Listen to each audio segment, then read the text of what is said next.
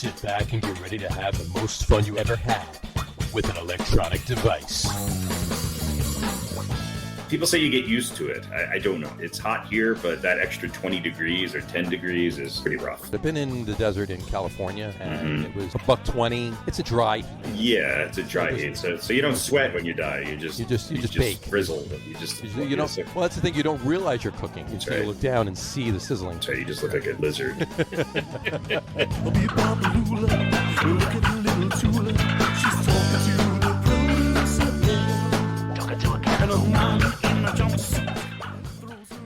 All right, everybody, welcome out to the Get On With It Sports Show. It is Wednesday, August 25th, 2021. Jersey Johnny coming at you, and with me, as always, is none other than Mr. Harry Lug Nutz. Say hello, gentlemen. Well, gentleman, say hello. Used to both of you hello on the show. So I think after next year we need a different say hello, something different than say hello, gentlemen. Say hello, gentlemen. Well, Yes. Say hello, guys. I don't know. Say howdy, buckaroos. Howdy, buckaroos. Is that from Captain Kangaroo? Did he used to say that? I think he said that. Yeah. Or did he only say that when he was in jail? I think it was one or the other. I'm not sure exactly when, but it was somewhere in there. Captain Kangaroo. Heidi ho, buckaroos. I mean, that was a strange guy to spend your childhood watching, wasn't it? Watching Captain Kangaroo, yeah. Captain Kangaroo. Bob big influence Bob on Keeshan, me. right? Bob Is Keeshan. that his name? Bob Keeshan, yeah. Yeah. I mean, is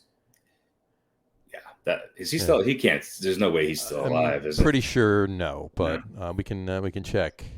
We have the technology. Captain Kangaroo. Kangaroo. Interestingly enough, he sort of reminded me of my grandfather a little bit. They dress similarly. Similarly. Yeah. The red jacket with the white piping. Might have been a little different, but yeah, similar. I gotcha. They both had eyebrows that I've inherited that certainly come at you from many different angles. Gotcha. Let's see. Bob Keeshan. People are tuning in right now. This is a sports podcast, and these two guys are talking about Captain Kangaroo. I think it was also Captain with a K, was it not? Or was that just Captain Crunch? Captain Crunch was Captain Crunch was CAPTN, right? Yeah, Captain, yeah. And was Captain Kangaroo a K or no? Captain Kangaroo was. I got to look here. I just went to Bob Keeshan. No, it was Captain Kangaroo was with a C. Yeah, Captain Kangaroo was the K. CK. Yeah. He is no longer with us. Bob Keeshan passed away 17 years ago, actually, almost 18 years ago. Yeah. Look at that haircut. I mean, that was if you took, I don't know, the whole cast of Monty Python and Pete Rose and put them into then you would have maybe. Yeah, it does kind of look like 2 or 3 guys from Monty Python with Pete Rose's hair. Right. And my grandfather a little bit. Yeah. And your grandfather, just a bit. Yeah.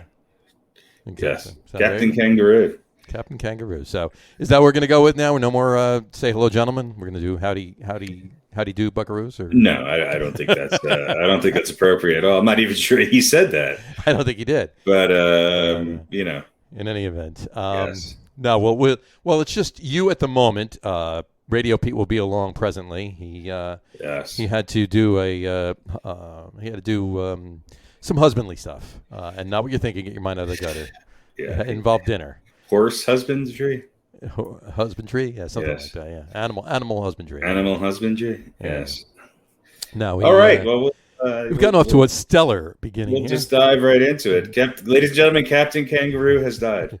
Captain Kangaroo was our opener tonight, and I feel like he probably started that show when he was well into his 50s, right? I mean. I believe, or did he just look? People just looked older back then. I clicked it off already. I believe he was born in the 20s, and the show started in the 60s. So he's probably in his late 30s, early 40s when he started the show. Yeah. So my guess is he either grayed prematurely or that was a wig. I think he had some strange yellowish hair, for a while there. Yeah. That's true. We didn't really watch it, and any of us. And if it was in the 60s. It was on black and white, so how could you even tell it was gray or blonde? Did we watch?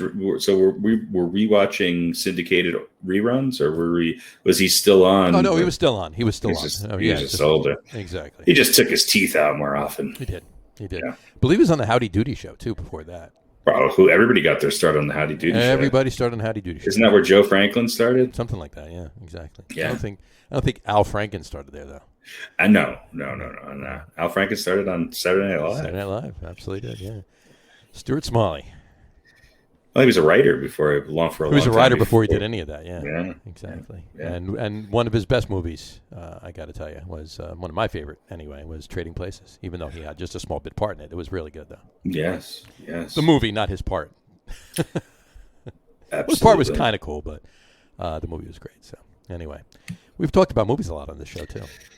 What are we gonna break it up this week and talk about the Yankees first? I think we should. I don't even want to talk about that other team that I'm wearing. By the way, I just want to point out the fact, since this is probably the last week that I'm wearing a baseball jersey this year, I'll start wearing football jerseys next week. I'm wearing my Mets jersey. It says Jersey Johnny on the back. So, you might be called in to play. They might call me left field next week. I might have to go in. Exactly. That's right. But in any event, let's begin. Let's first talk about the fact that the best records in Major League Baseball since August 1st, Yankees have the best record since August 1st. They have the best record since the All-Star break too. But that's right. But right now, 19-4 right now, and 11 in a row. 11 in a row. Atlanta has the second best record at 16-5, and the Dodgers, as of yesterday, were 15-4. I'm not sure what they did last night. They won. They did, so they're 16-4. So the Dodgers, pretty sure they won last night. Dodgers have the best record, 16-4, and the Braves are 16-5. But the Yankees, 19-4, and they're off tonight. And then 11 straight wins. It's the first time the Yankees have had an 11-game winning streak since 1985. Mm-hmm. You don't equate like long winning streaks with 1985. And they're on pace to have the best August since I think 1932 or something like that. Yep. So look, they're look at it. They've gotten some key pieces healthy. They did. Some of these acquisitions that they've received throughout the year. Mm-hmm. Their starting pitching is living up to what it should be. Right. And probably exceeding expectations to some degree. They're hitting, including guys who they're paying a lot of money to hit are finally hitting, like Stanton, who's having one of the best streaks he's ever had in his career. Sure. Sanchez, I mean, last night you had Stanton, LeMahieu, and Sanchez all with clutch hits. Mm-hmm. And then the next night it could be three other guys, and that's the case. Rizzo was hot there for a while. He's sort of tapered off, and I think Luke Voit, as I kind of predicted,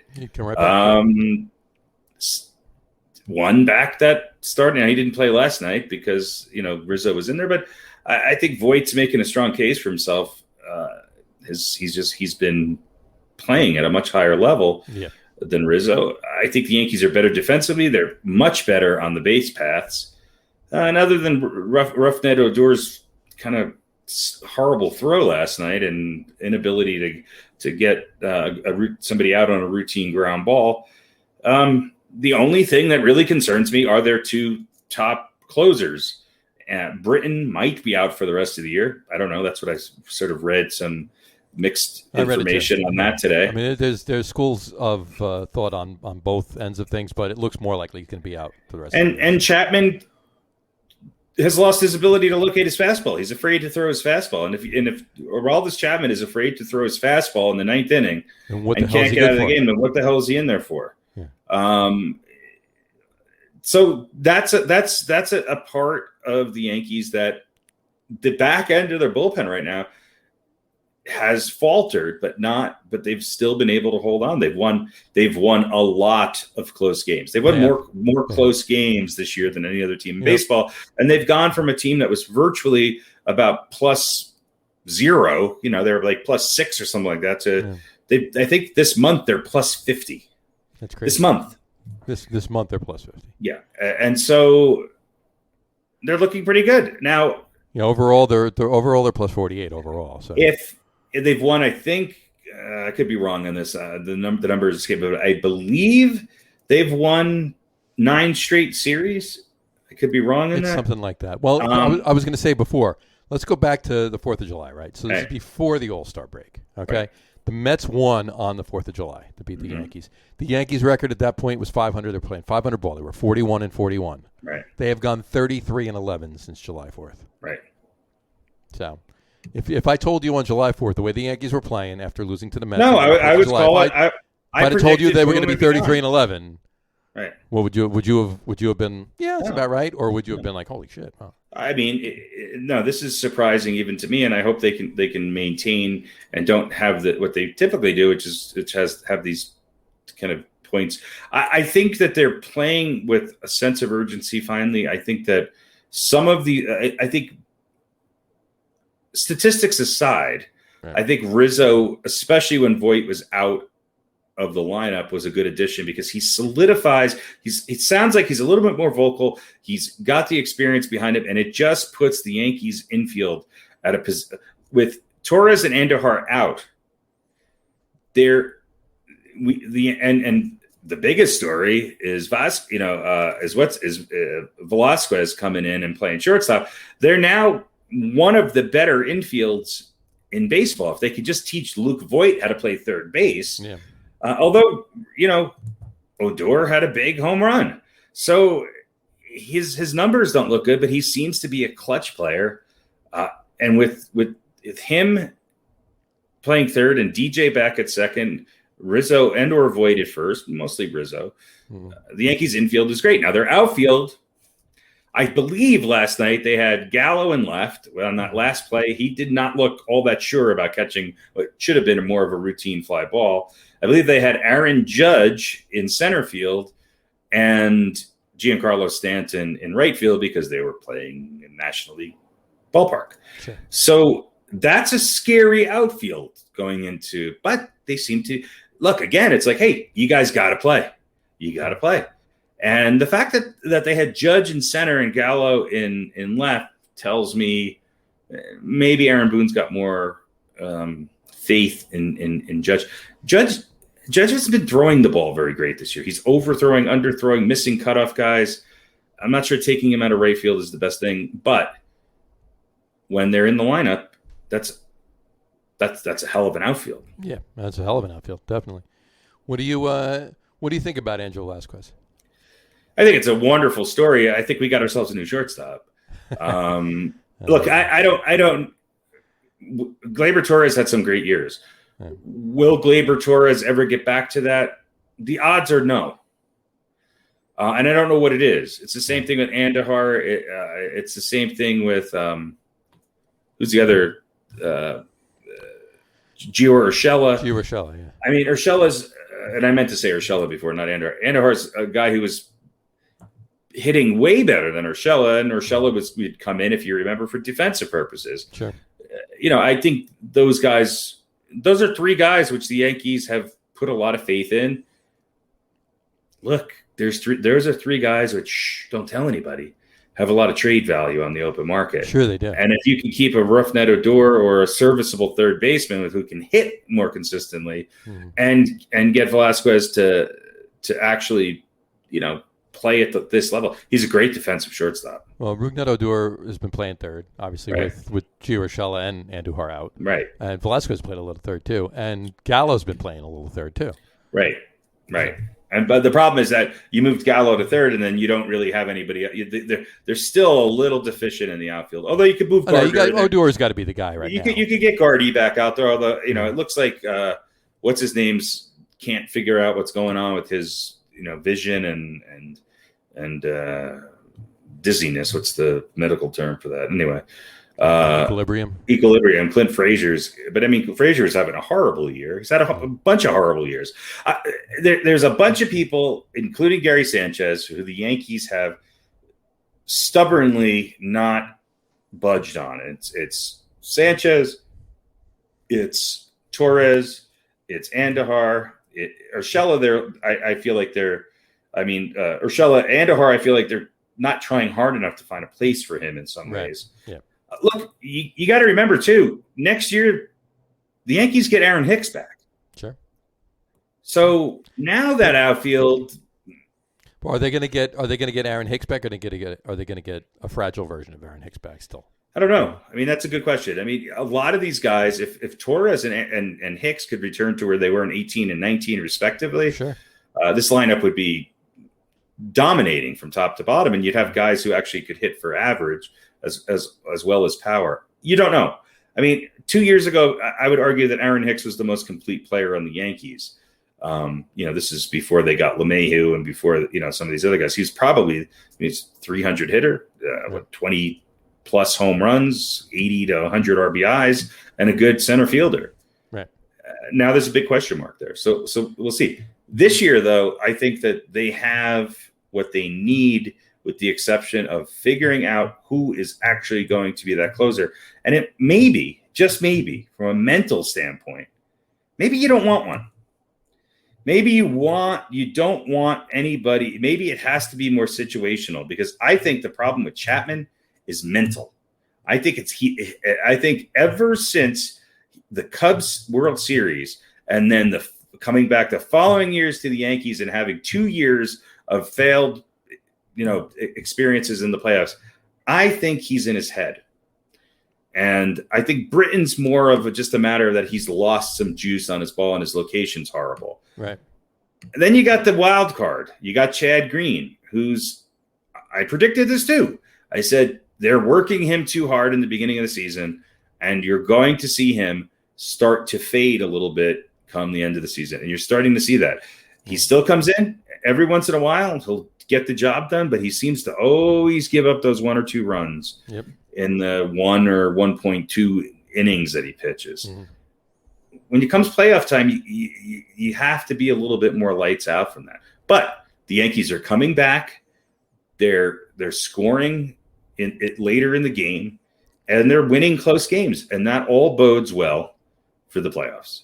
I think that, if we could get a Severino or a Corey Kluber back as an actual starter to go along with who they have right now, Montgomery, Talion, Gill, they're all doing pretty good jobs. And if you can throw in a Corey Kluber and or a Luis Severino, even if they're in long relief roles, I'm okay with that. Or maybe you have to move Montgomery to a long relief role, or maybe Talion, has to do some mop-up work. Right. But right now, the Yankees starting pitching is the reason for this. Mm-hmm. Yes, they're hitting. Yes, they're much more active on the bases. But their starting pitching over this haul has been fantastic. It has been. In fact, the one bad game that, before all of this was Garrett Cole. Mm-hmm. Other than that, they've had their starting pitching has been very, very good. Mm-hmm. So I think it's what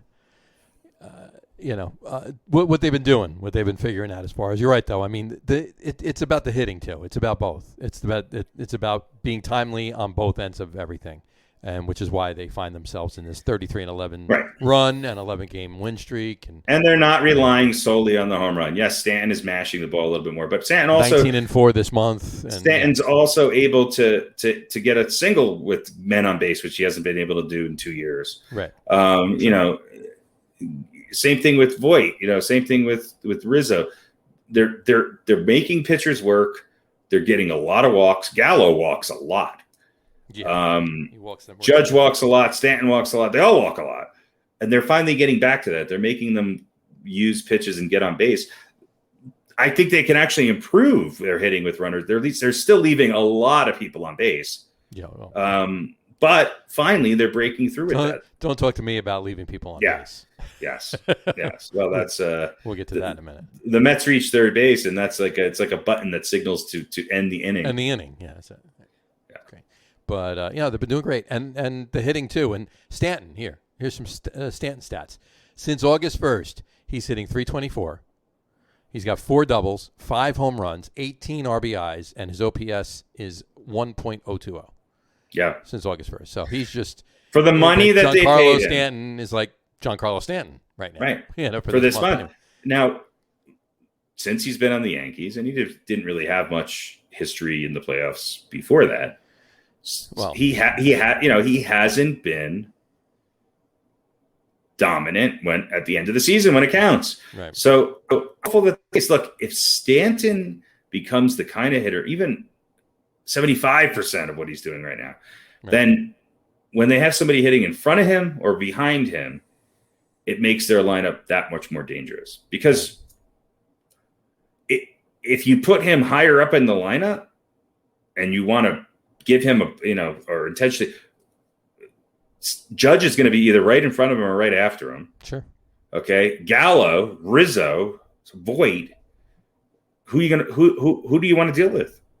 So I think that they've done an interesting job in moving him up in the lineup, because I think that's also helped him, because he's getting pitched to more. Right. I see that. And look, they've had Gallo and Voit and Rizzo hitting fourth. Sometimes Rizzo moves up to second, but there's a little bit more of a consistency with that. And they got Judge and Stanton up in the lineup, which I think helps. It definitely helps. It definitely helps them. That's for sure. I was going to say something else. I can't find it. Oh well, but yeah, they had a rain out, which I think was too bad, because I think that was a team that was a game they could have won. Well, that's what I was going to say. And they should have won the corn game. They should have won the fucking corn bowl. They moved up. The Atlanta games, right? Mm-hmm. And gave the Yankees a night off today, right? Mm-hmm. And then they got I think they have 2 days off, right? They're not playing tomorrow, are they? I think they play tomorrow, don't they? But they got time off between the next series, right? And Major League Baseball did this, and then you go back a week ago, and we talked about this last week. Mm-hmm. Major League Baseball flexed the Mets-Dodgers game to a Sunday night game. I know, always hurting the Mets. Look, I'm sure they didn't do it intentionally, but it's just stupid, right? That's poor planning. Yeah, the Yankees start a series at Oakland tomorrow night. Right, yeah, because they're flying across the country, and they get like a day and a half off, and the Mets had like 8 hours off, and had to fly in those. No, that was rough on the Mets. I hope that, and I haven't even looked, I hope that this playoff run isn't too condensed either this year, because that's unfair. Right. The other thing I was going to mention about the Yankees is that they're, with the exception of Minnesota, they're beating good teams. They are. Atlanta's a good team and a hot team. They've won 2 out of 3. Should have been 3 out of 3 against the White Sox. They beat Boston. Mm-hmm. They don't have a cakewalk right now. No. And now you got to go from playing Atlanta to going on the road to playing Oakland on the road. So Oakland's going to be out for blood because they want that. This is their chance. This is their chance. Take that back. Take it back. This series can dictate a lot of things, because if the Red Sox can at least maintain a little, because I think they're playing Minnesota, so you would think that they would. You would think that they're going to at least take 2 out of 3, right? So it's not only a chance for the Red Sox to creep up, but for Oakland to get back into, owning that wild card spot. So look, if the Yankees can win 2 out of 3 against Oakland, it bodes pretty well for them. I still don't know if they're going to be able to catch Tampa, only because the Yankees have 3 pretty hot teams in their division. Yeah. So it's Toronto's cooled off a little bit, and obviously Boston's had their struggles, but Tampa Bay keeps plugging right along. They keep plugging right along. And Tampa Bay might just be the best team in the American League. Them and Houston. They certainly look that way, right? Yeah. But Boston right now is 2.5 games behind the Yankees for the second wild card spot, and Oakland's 2 games behind them. So This is Oakland's chance to, do some damage. Right. They're not going to be able to. Is it a 4-game series with Thursday through Sunday? That would make sense since they're playing tomorrow, right? Well, the Red Sox have the second wild card spot right now. Red Sox have the second. Yeah, they're in second. Yeah. Oakland's 2 games behind. 2 games back, right? Yeah. And ironically, Oakland has the biggest run differential of all 3 teams. Mm-hmm. At 65 runs, but Oakland figures out how to do it. But of course, they're also look at the division they're in too, and that they're playing. So that helps quite a bit, and they also tend to falter a little bit during the playoffs. But they're if anybody's doing the most with the least, it's always the A's. Oakland A's or the Rays now too, but the Rays have spent some money. The Yankees end their series on Saturday with the A's. Oh no, they play on Sunday as well. Sunday, yeah, so it's an ESPN game, so 4-game series. There you go. So it's not going to happen, but they could. Oakland could do some serious damage. Well, sure, and Oakland can get back into into their own division. Securing up that division. That's true too. I mean, they're only 5 games behind the Astros. So, but yeah, all right. Well, as far as the other side of the boroughs, of the bridges of the boroughs go, it's I don't even want to spend a lot of time on it. It's just horseshit right now. It really is. It's I mean, what was it? Steve Cohen tweeted. This was last week, and we talked about this last week. Or no, I'm sorry. Was it?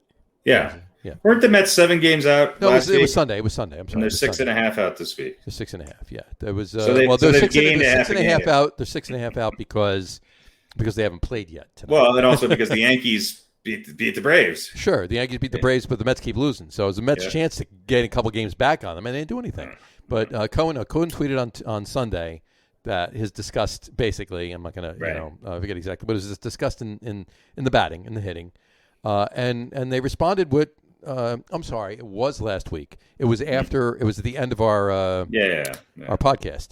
And they came back last Wednesday night after our podcast was done and hit 4 runs in the 12th or whatever and beat the Giants. And then they went on, they went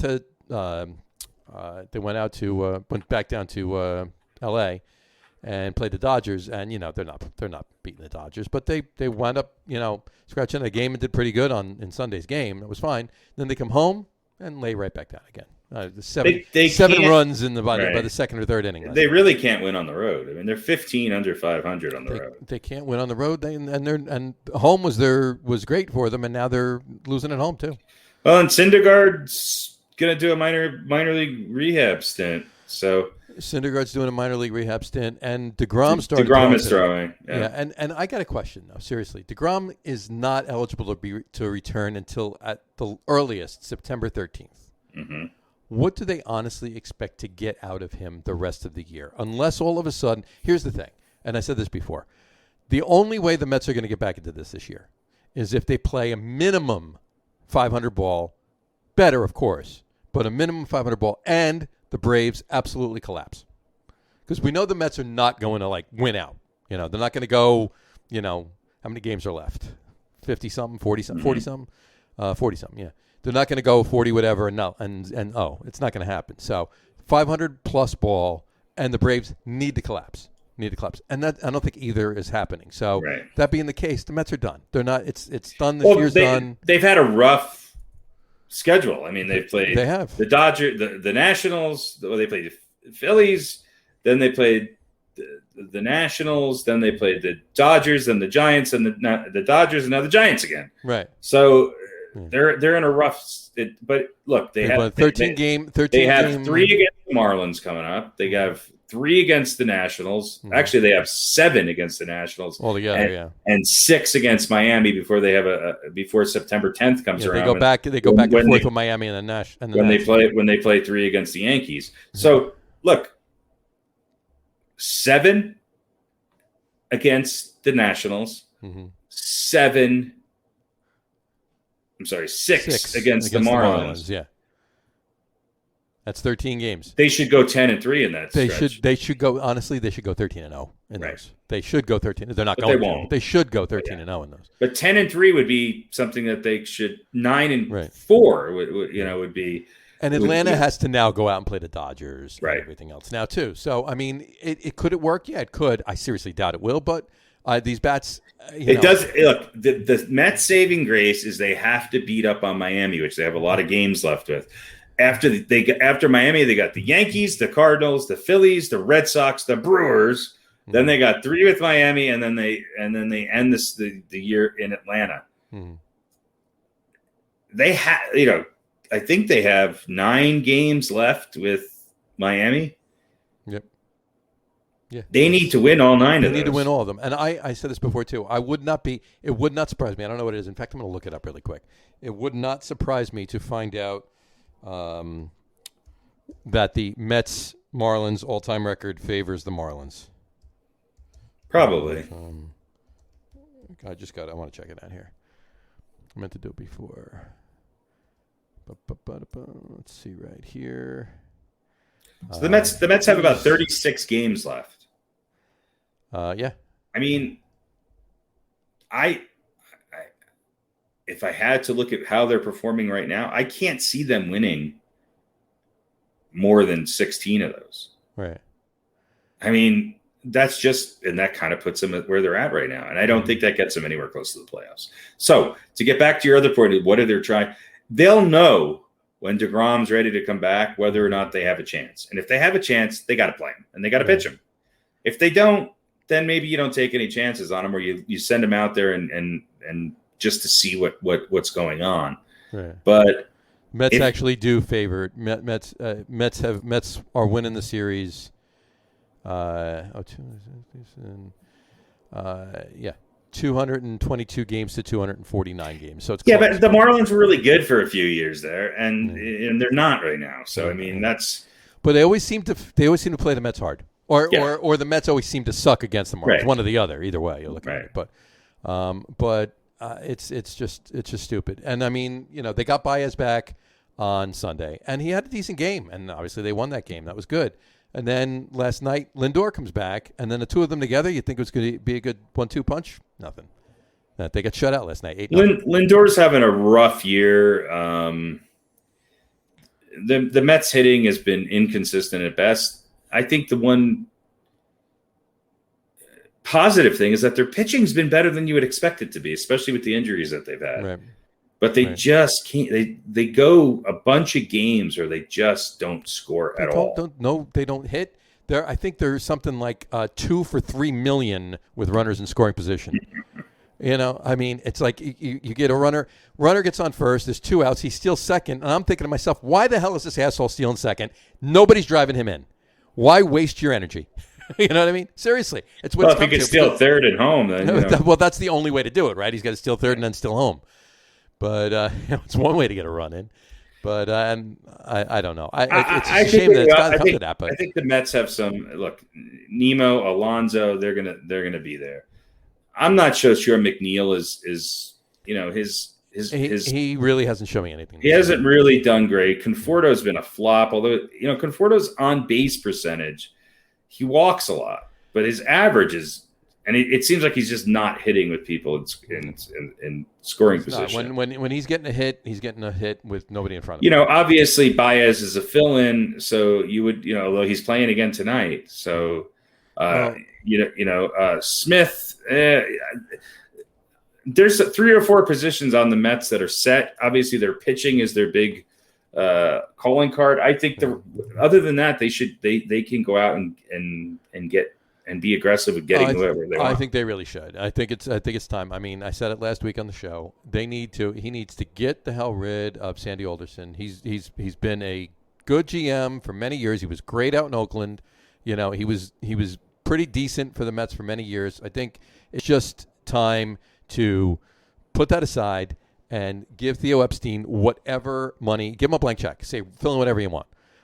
To become the president of baseball operations and hire a great GM, get rid of this fill-in, Zach Scott or whatever, and get on the stick and just spend and you know what? Maybe not spend like drunken sailors, because Steve Cohen said that last year. We're not going to spend like drunken sailors, but spend the money properly. Spending like a drunken sailor means you're giving $1 million to people that don't deserve it, right? But spending money wisely, even if it's a lot of money, is not spending like a drunken sailor. So Go out and spend the money. But I can see them. Unless there's another player available to play second, I could see them trying to move McNeil over to third, and re-sign Baez and have him play second. And chalking McNeil's woes up for this year up to him trying to play second base. Well, not trying to play second base because he can play a decent second base, but him being just the year with everybody else. Nobody's hitting. I mean.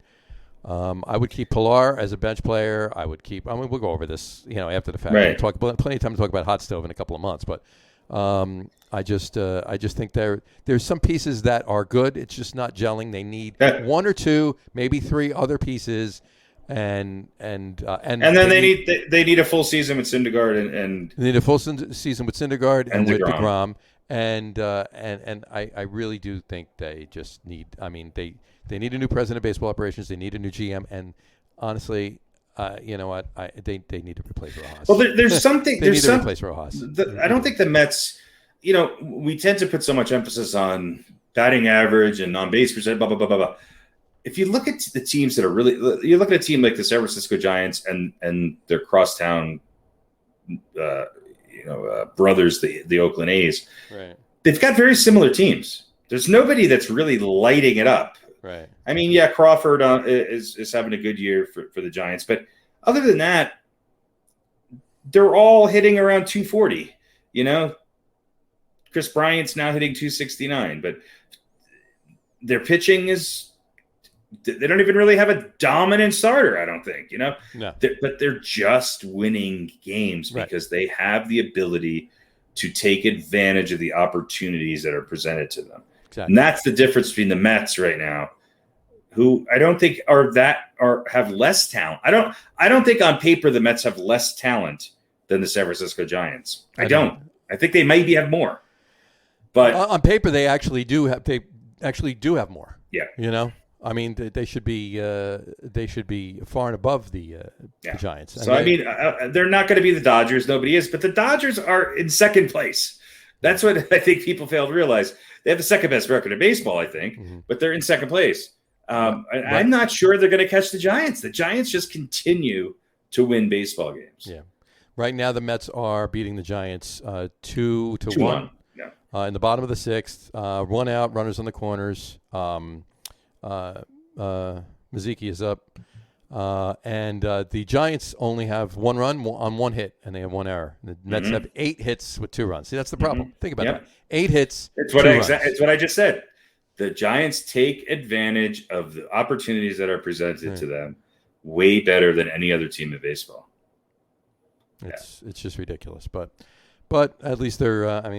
There's still it's the bottom of the sixth, and there's still another 3 innings for the Giants to get back into it, and they're only 1 run down. But I don't know. I don't know what to say about it anymore. It's almost like a waste of energy to even talk about it. It's the same tale every week we talk about it. So, but you know what? Hey, like I said, if they can somehow mount a 500, 600 baseball, play 500 or 600 baseball, maybe somewhere in there in the middle, maybe a little bit better than that. Which is possible because of the games that they have with the Nationals and the Marlins and everybody else. And then, they gotta cross their fingers that Atlanta collapses too. If that happens, then they can get back into it. They're not getting a wild card. Both wild cards coming out of the West. Whoever doesn't win the division, the other 2 teams, between the Giants, Dodgers, and Padres. Well, and the Padres are a question mark too, but I still think they'll have it in hand. But between the Giants, Dodgers, and Padres, they're, actually, I take this back. The Dodgers are 10.5 games up in the wild card right now. They're 2.5 behind the Giants. They're 10.5 games up in the wild card right now. Cincinnati has the second wild card right now. Yeah. The Padres are a game behind. The Mets are 7 out of the wild card and 6.5 out of their division. Right. Exactly. San Diego is, and San Diego is 14 games behind the Giants, so that's going to happen. I think I'll take that back. And Cincinnati's playing decent ball, so it could be one of them. And look for. It's going to be one of them. It's going to be the Padres or the Reds. Looking at the second wild card, and whoever doesn't win the West between the Giants and the Dodgers, the other one's getting the first wild card, obviously. But but I think if there's any chance, it's going to be the Mets playing decent ball, which is going to be hard for them to do. They haven't yet. Even in the beginning of the season when they were in first place, the only reason why they kept first place as long as they did is that the Braves and the Phillies kept losing. But it wasn't like they were running away with the division. They kept it close by not winning what they should have won. But we'll see. I mean, look, the Giants are an interesting team. This kid from Freehold, Anthony DeSclafani, he's got 11 wins. Mm-hmm. It's 11-5. I mean, his ERA is over 4, but I mean, they got Johnny Cueto in the offseason. He hasn't panned out nearly as well as, what I think they expected him to. Right. But they're still going to have him as maybe their third starter in the playoffs. Yeah. So that bodes pretty well. Mm-hmm. It does. It's crazy to think about. But, well, we'll see how that all pans out. Got to give congratulations to Miggy. Yeah, isn't that great? And then he follows it up. He hit his 501 last night. 501 last night, yeah. So he's 5. How close is he to 3,000 hits? He's getting close. Like, what does he have? Another 48 or something like that? Geez, I had it right here. Hold on one second. Hold on. Miggy. He's got. I can do this. 2,958. 2958, yeah. Yeah, so he's got another 42 to go. He'll do it. Do you think he'll do it this year? It's gonna be close. It's gonna be. He's got to hit. What's that? He's got to hit one hit. He's got to get one hit every game, and then a couple of games he has to get 2 hits. Not sure he's gonna do it. So it's gonna be tight. It's gonna be tough. I mean, he's got to come back and play another year if he's going to be that close to 3,000. I don't know why he wouldn't. I mean, at that point, the Tigers should just say, "Hey, we'll give you a week-to-week contract until you get your 3,000, and you can retire." Yeah. But that would be nice. But here's a question for you. I got a question for you, and I'll ask it if Pete gets on. If Pete gets on anytime soon, I'll ask him as well. But I'll ask you right now: who's going to be next to hit 500? To hit 500. Who's going to be next to hit 500? The closest right now is Nelson Cruz. Okay. He's probably won't last long enough. 443. Oh, how old is he? 38. He's 38. Yeah, but how many home runs has he hit the last couple of years? Is he 38? Yeah, he's 38. No, I'm sorry. Nelson Cruz is 40. That's what I thought. He's 40, yeah. He has, I had it here. He hit 26 this year. Yeah, he's 41 actually. 40, is he 41? Yeah. But yeah, he hit 26 so far this year. So, but this is a guy who's gone under the radar for his whole. I mean, he's playing with the Rays, so does postseason count towards those numbers? No, not at all. No, but he can. I mean, if he hits another 5. And then, well, he's going to need 2 years. He's going to need this year another 2 years. So he's got to play at least 42 to get to 500. I mean, unless he just goes on a tear and it's 50 home runs next year, But realistically, well, he's had almost 400 at bats and 26 home runs. So what is that? One home run every 8 at bats? One home run every 8 at bats. 1, 2, 3, 4. No, every 16 at bats. 16 at bats. Yeah. So yeah, he'll need 2 years. Mm-hmm. Behind that, you got a tie at 334 home runs. Giancarlo Stanton, who's 31, and Robinson Cano. Well, I think Stanton is. You certainly think. I certainly think Stanton is also good at getting garbage time home runs during the regular season, which is great. I mean, a home run's a home run. Right. I think that. There's a big question mark hanging over Cano. Mm-hmm. I'd love to see Cano come back and do it because I think he has the capability of doing it. It's he hasn't played in so long. Well, see, that's it. We're talking about putting Baez on second base. Cano has another 2 years. Yeah, So yeah, I mean, if Cano's healthy, you got to bring him back and put him in. The here's the thing, though. Okay, we talked about this a bunch of times. It's probably at this point a foregone conclusion that the National League is going to have the DH next year, right? Mm-hmm. So if Cano comes back, you don't have to worry about dealing him. Put him on the damn bench and he could DH. Done. Right. And then he can DH for. But here's the thing: he's 38 years old, and he's 166 home runs away from 500. So how long is he going to play to get 166 home runs? Giancarlo Stanton has the same amount of runs, and he's 7 years younger. He's 31. Home runs. Yeah. The only thing that can hurt Stanton potentially are injuries because he is a bit more injury prone. Right. I think that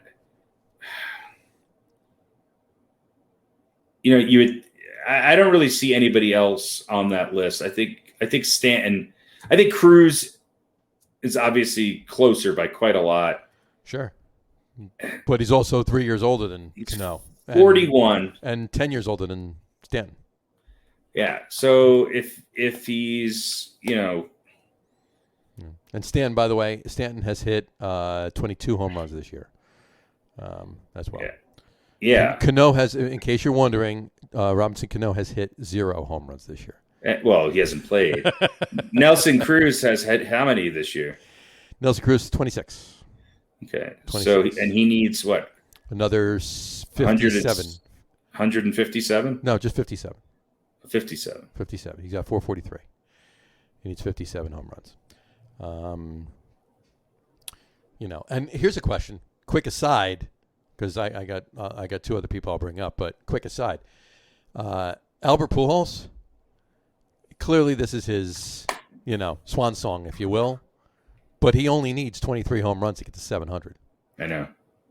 Yeah. I know. So I think Cruz will do it next year.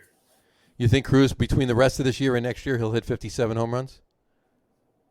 Yeah. It's going to be tough. I mean, that might be his mission next year, is to just hit home run after home run, just to do it. But if right now he's hitting them at a clip that we said, one every 16 at bats, right? So 57 times 16 is 9. It's 912 at bats. So yeah, you're right. It's probably 2 years, and we'll see. It's going to be tough. If he goes on it, if he gets another, if he smacks another 10 home runs this year and just gets to 36, and goes on a tear next year, he could do it. But realistically, he's going to need part of the 2023 season to do it too, and maybe more after that. Depending on my man, because I mean he's had less than 400 at bats this year. He's got 26 home runs. Right. So we're more than 3/4 through the season, right? Right. So let's say he gets 400 and let's say he gets 500 at bats this year. Right. I think he's going to need 2 full seasons after that. Right. Yeah. Yeah. He's gonna need the 20. And he's had a pretty good pace this year. Yeah, he is. I would have said. Here's my thing. I would have said a guy at 29 years old with 310 career home runs would be the next to do it, and that would be Mike Trout.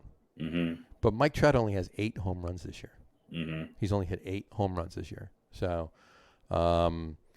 is he slowing down? Is he not?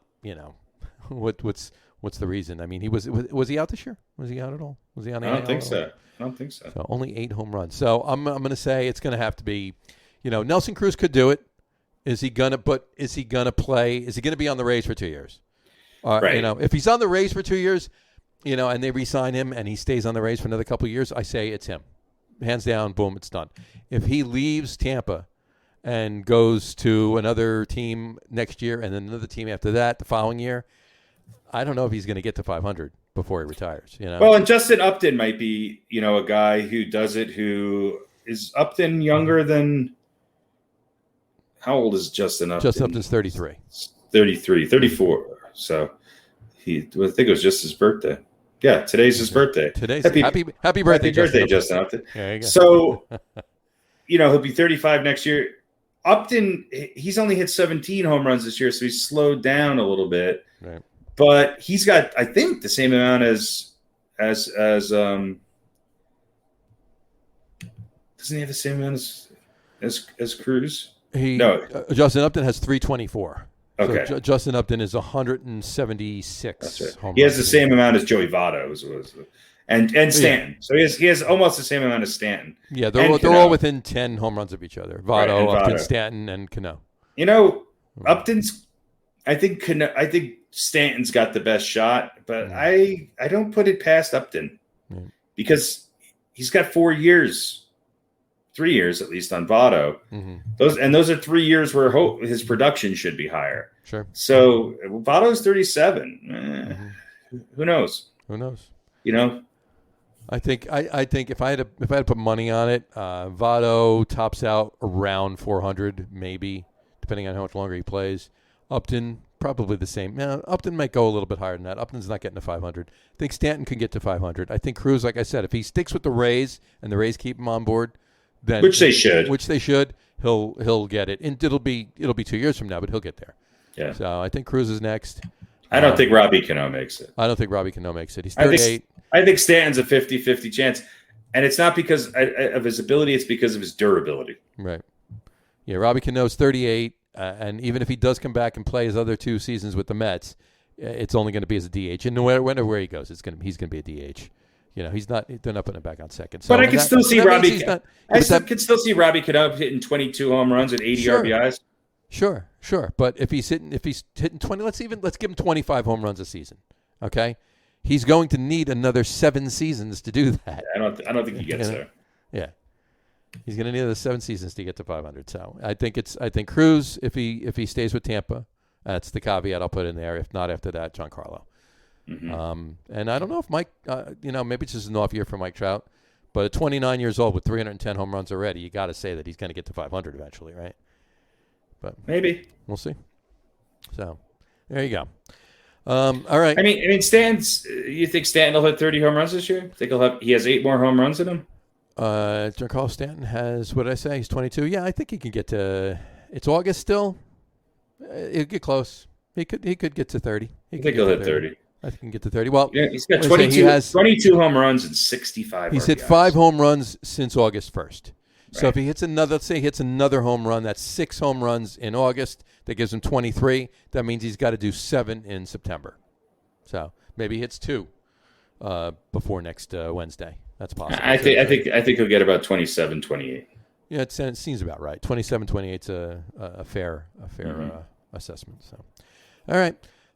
Pete's still not with us, so we'll do the quiz without him. I'll ask you both questions. All right. All right. You get both. You get both the Mets and the Yankees. All righty. So I'll give you. What do you? We'll ask him when he comes in. But what do you want first? You want the Yankees? No, let's do the Mets first. Let's do the Mets first. And on something I know about. There you go. All right. It's a little different. This will be This will be the last baseball quiz until we get maybe around World Series. Maybe we'll throw one in there then. But quiz-wise tonight, here we go. You're a player, manager, or GM. It doesn't matter. You're one of them. You're a player, you're a manager, you're a GM, you're one of them. Which owner would you rather work and play for? Okay? Mm-hmm. All right. Nelson Doubleday or Steve Cohen? Nelson Doubleday. Yeah?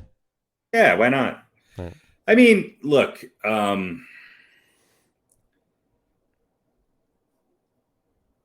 Yes. The verdict is out on Cohn, right? Right.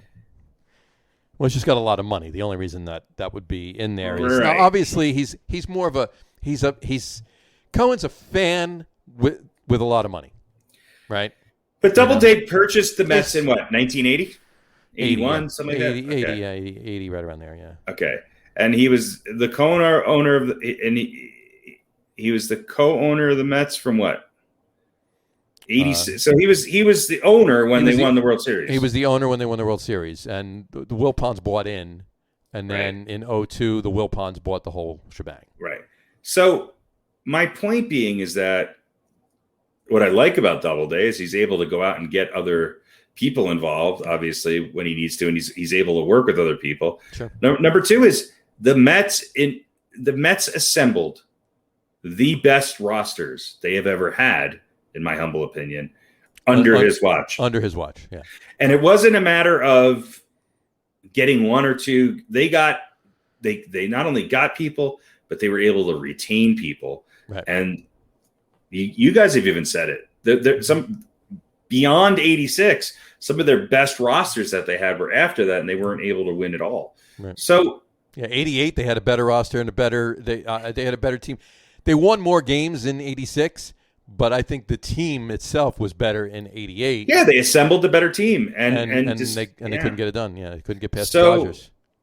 I would They almost say did, but they didn't. sometimes the fan with a ton of money isn't the best solution to a team excelling. Sometimes you need a businessman who's able to say, you know what, I'm going to delegate this. Well, don't get me wrong. Steve Cohen is clearly a good businessman. Right. He's just, when it comes to the business of baseball, he's been a minority owner in the Mets for years. But I mean, what did that mean? I mean, he attended a couple of stockholder meetings. But that's why I think getting a guy like Theo Epstein in there, who basically brought the Red Sox back to where they are, and the Cubs, and the Cubs afterwards. So. Get a guy like Theo Epstein in there. Is he still relevant? I think so. Yeah. Theo Epstein, absolutely. Yeah. He wanted a year off. He left where he was. He wanted a year off. Based just on their resume. Look, Doubleday was a guy from Long Island too, wasn't he? Yep. He was a Mets fan. He was a Mets fan, sure. Of course. So I think right now his track record's better. Now I could ask me in 5, 6, 7 years, I might change my mind. Gotcha. Yeah. Doubleday is your choice. All right. Yes. Now we'll switch it over. Here we go. Mm-hmm. You're a player, manager, GM, whichever. Which owner would you rather work and or play for? Here we go.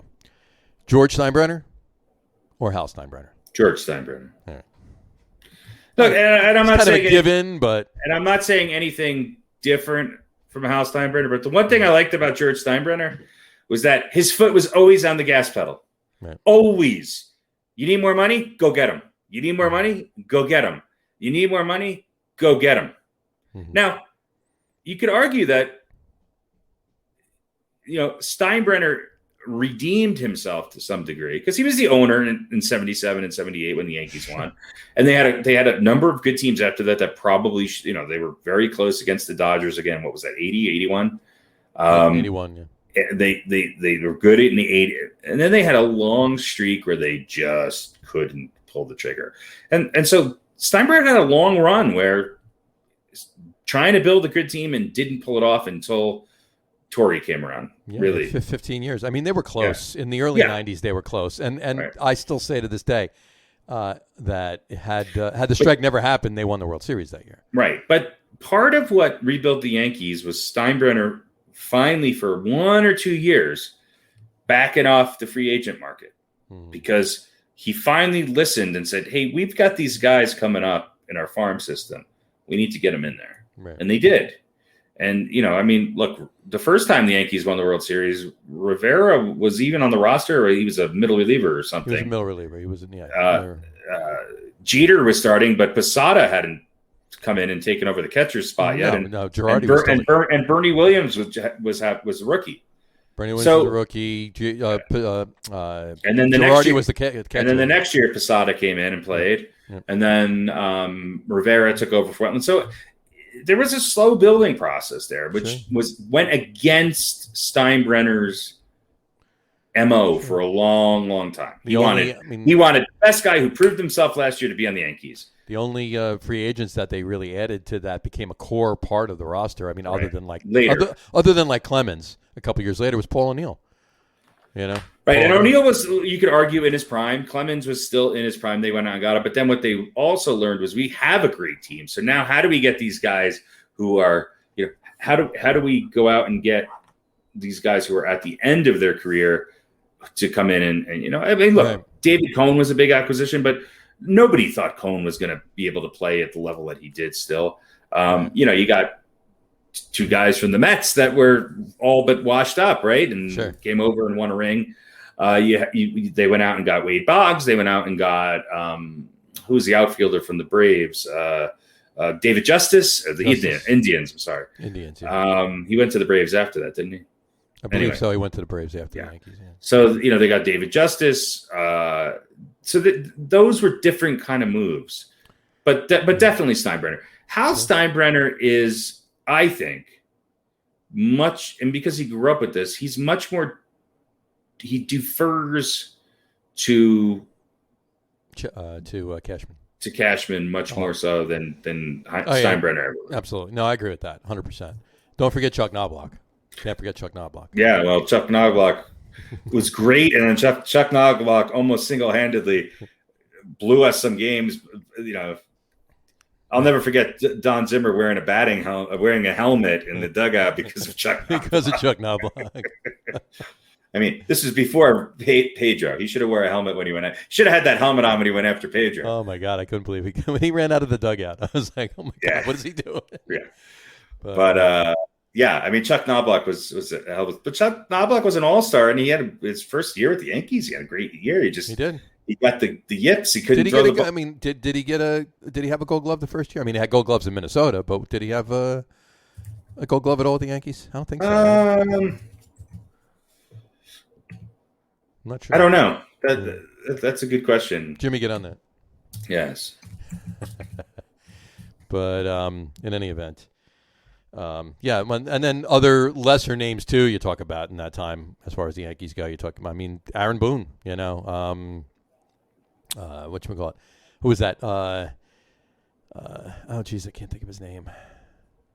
Whatever, but you know what I'm talking about. But yeah, they're Knobloch I think won 2 Gold Gloves with the Yankees. He did. All right, the first year and then not the second year, right? The first year and then like a couple. He won a Gold Glove. Oh no, he won a Gold Glove award in '97, but that was the year he was on the Yankees, right? No, he won his 1 Gold Glove with his last year with the Twins. Twins, yeah, that's what it was. All right. But yeah, and then his last year with the Twins, he wins a Gold Glove, comes to the Yankees, and he can't throw to first base. Well, look, he won a World Series with the Twins, and then won 3 with the Yankees. Yeah, this is true. It's true. Yeah. All right, but anyway, all right. So there you go. George Steinbrenner's here. So Nelson Double and George Steinbrenner, old school for both. Yeah, I mean, look, has there ever been a better owner in baseball than George Steinbrenner? I mean, Not just so from much. you might. Whoever owns the Dodgers now eventually might take over that title, but And he was a character on Seinfeld too, right? well, you know who played him? Larry David. That's right. Yeah. So that was great. Anyway, all right. Let's see. Calzone? What's a calzone? Calzone? Costanza, go get me that calzone. Costanza, give me a calzone. That's great. I love that. Anyway. All right, Pete's still not on, so let's go to our top 10. Let's do our top 10. Let's do our top 10. All right, top 10. It's a top 10 of sorts this week, folks. Top 10 single. See, it's top. It's not even gonna say top 10. Top single season performances by position. Okay, it would be a top 10, but we're doing a right-handed pitcher, a left-handed pitcher, and we're doing a closer. So there's 3 pitchers as opposed to 1. So it's 12. All right. So top single season performances. I'll put it up. Top single season performances by position. All right. We'll kick it off. We'll go around the horn number wise. Right. We'll start with right-handed pitchers. All right. And it's by position. So there's a year attached to these too. Okay. Let's kick it off with. Hold on. I gotta bring up my screen so that I can. There we go. We're going to start off with right-handed pitcher. Up. Just in time. Look who's joining us. Welcome to the show. Hi, guys. How's it going? How you doing? My throat's a little scratchy. Is it really? No. Hanging out on the Not at all. hanging out in the bathrooms at the Turnpike again. I've been smoking some of that wacky tobacco. Wacky tobacco. How was dinner? It was good, but the service was a little slow. Well, happy birthday to her. Yes. Please tell Happy her. birthday to my wife. She's 27 today. 27 years old. Nice. Yeah. I thought she was 24 myself. So. No, it's been a while. So yeah, it's been a few years since she was 24. Yeah. There you go. All right. Yeah. So dinner was good. It was literally around the corner, but service was a bit slow. Service was slow. But, slow service. Well, it depends. Sometimes you want slow service. Usually not at dinner, though. Yeah, no. This Only at the massage parlor. unwelcomely slow. There you go. All right. I'll ask you really quick because we just finished the quiz and we're just about to move to the top 10. You can fire them off really quick. I got to get dessert. Hold on. Harry did them both. No. It's easy peasy. Harry did them both. So you fire them off really quick. All right. We don't have to get into a discussion about them because we just did. But here we go. You fire Are them you both. saying my opinions are not discussion? No, you can give your opinion. I'm just saying we don't have to get into a discussion. We're You not can give gonna your talk opinion, about just it. not on the air. The 3 of us do not need to get into a discussion, is my point. Anyway, all right. You're a player, manager, GM. Doesn't matter. Player, manager, GM. GM. I'll take GM. Well, whatever. Oh, all right, Any of sorry. them. Which owner would you rather work and/or play for? Here we go. Ready? We'll start with the Mets-ish rendition of it. Here we go. Nelson Doubleday or Steve Cohen? Silence as he ponders. And he's muted now. He's checking something. he's looking in his book, his diary. He's written this down. He's checking.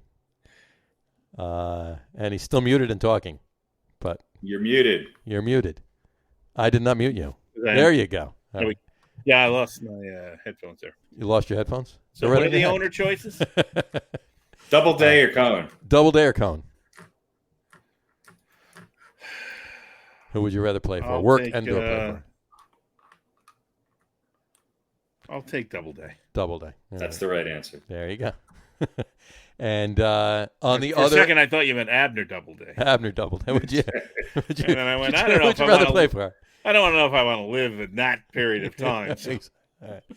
And the other end of the spectrum, who would you rather work and or play for? George Steinbrenner or Hal Steinbrenner? George. George. There you go. All right. Absolutely. Easy peasy. You know where you stand with George. You know where you stand with the man. Although Hal seems to have gotten better, right? He's all right. He defers a little bit too much to Brian Cashman. I think Brian Cashman and Aaron Boone have just renewed their vitality and their jobs by a Yankees team who's playing on all cylinders. There you go. Yeah, there we go. Right. That's winning the great panacea. So. Winning the great panacea, exactly. All right, so let's move on to our top 10. We were just saying the top 10 tonight is a top 10 of sorts. It's top 12, actually, because we have 3 pitchers, but it's top single-season performances. So less people than our normal top 10. Less people than – it's only 12, so it's less people than our normal top 10, right? Top single-season performances by position. So there's a year attached to each of these. With these positions, it's position, player, year. So that's what we're doing. So we're going to kick it off with right-handed pitcher. And right-handed pitcher – our top single-season performance by a right-handed pitcher tonight is Sandy Koufax in 1965. 1965, Sandy Koufax. Geez, he had an ERA of 2.54. He went 14-7. He started 28 games. Started 26 games. Appeared in 28 games. Actually had a save too. That's what put him over the top for me. Yeah. I'm sorry, I'm looking at the wrong year. He still had a save. Yeah, he went 28 starts, 29 appearances. And he went 19-5. That's what I was looking at the wrong year. I apologize for that. His ERA was 1.74 that year. Just an amazing year. His WHIP was .928. So he won. Came in third in the Cy Young voting. Was an All-Star, and he was. Came in. He was an MVP too that year, I believe. So there you go. 1965, Sandy Koufax, guys.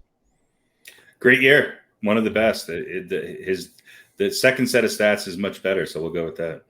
Mm-hmm. Yeah, pretty. Which I think was from 1965. And well, the problem is I'm looking at it. There we go. I should just actually highlight it, and then I can see it a little bit better.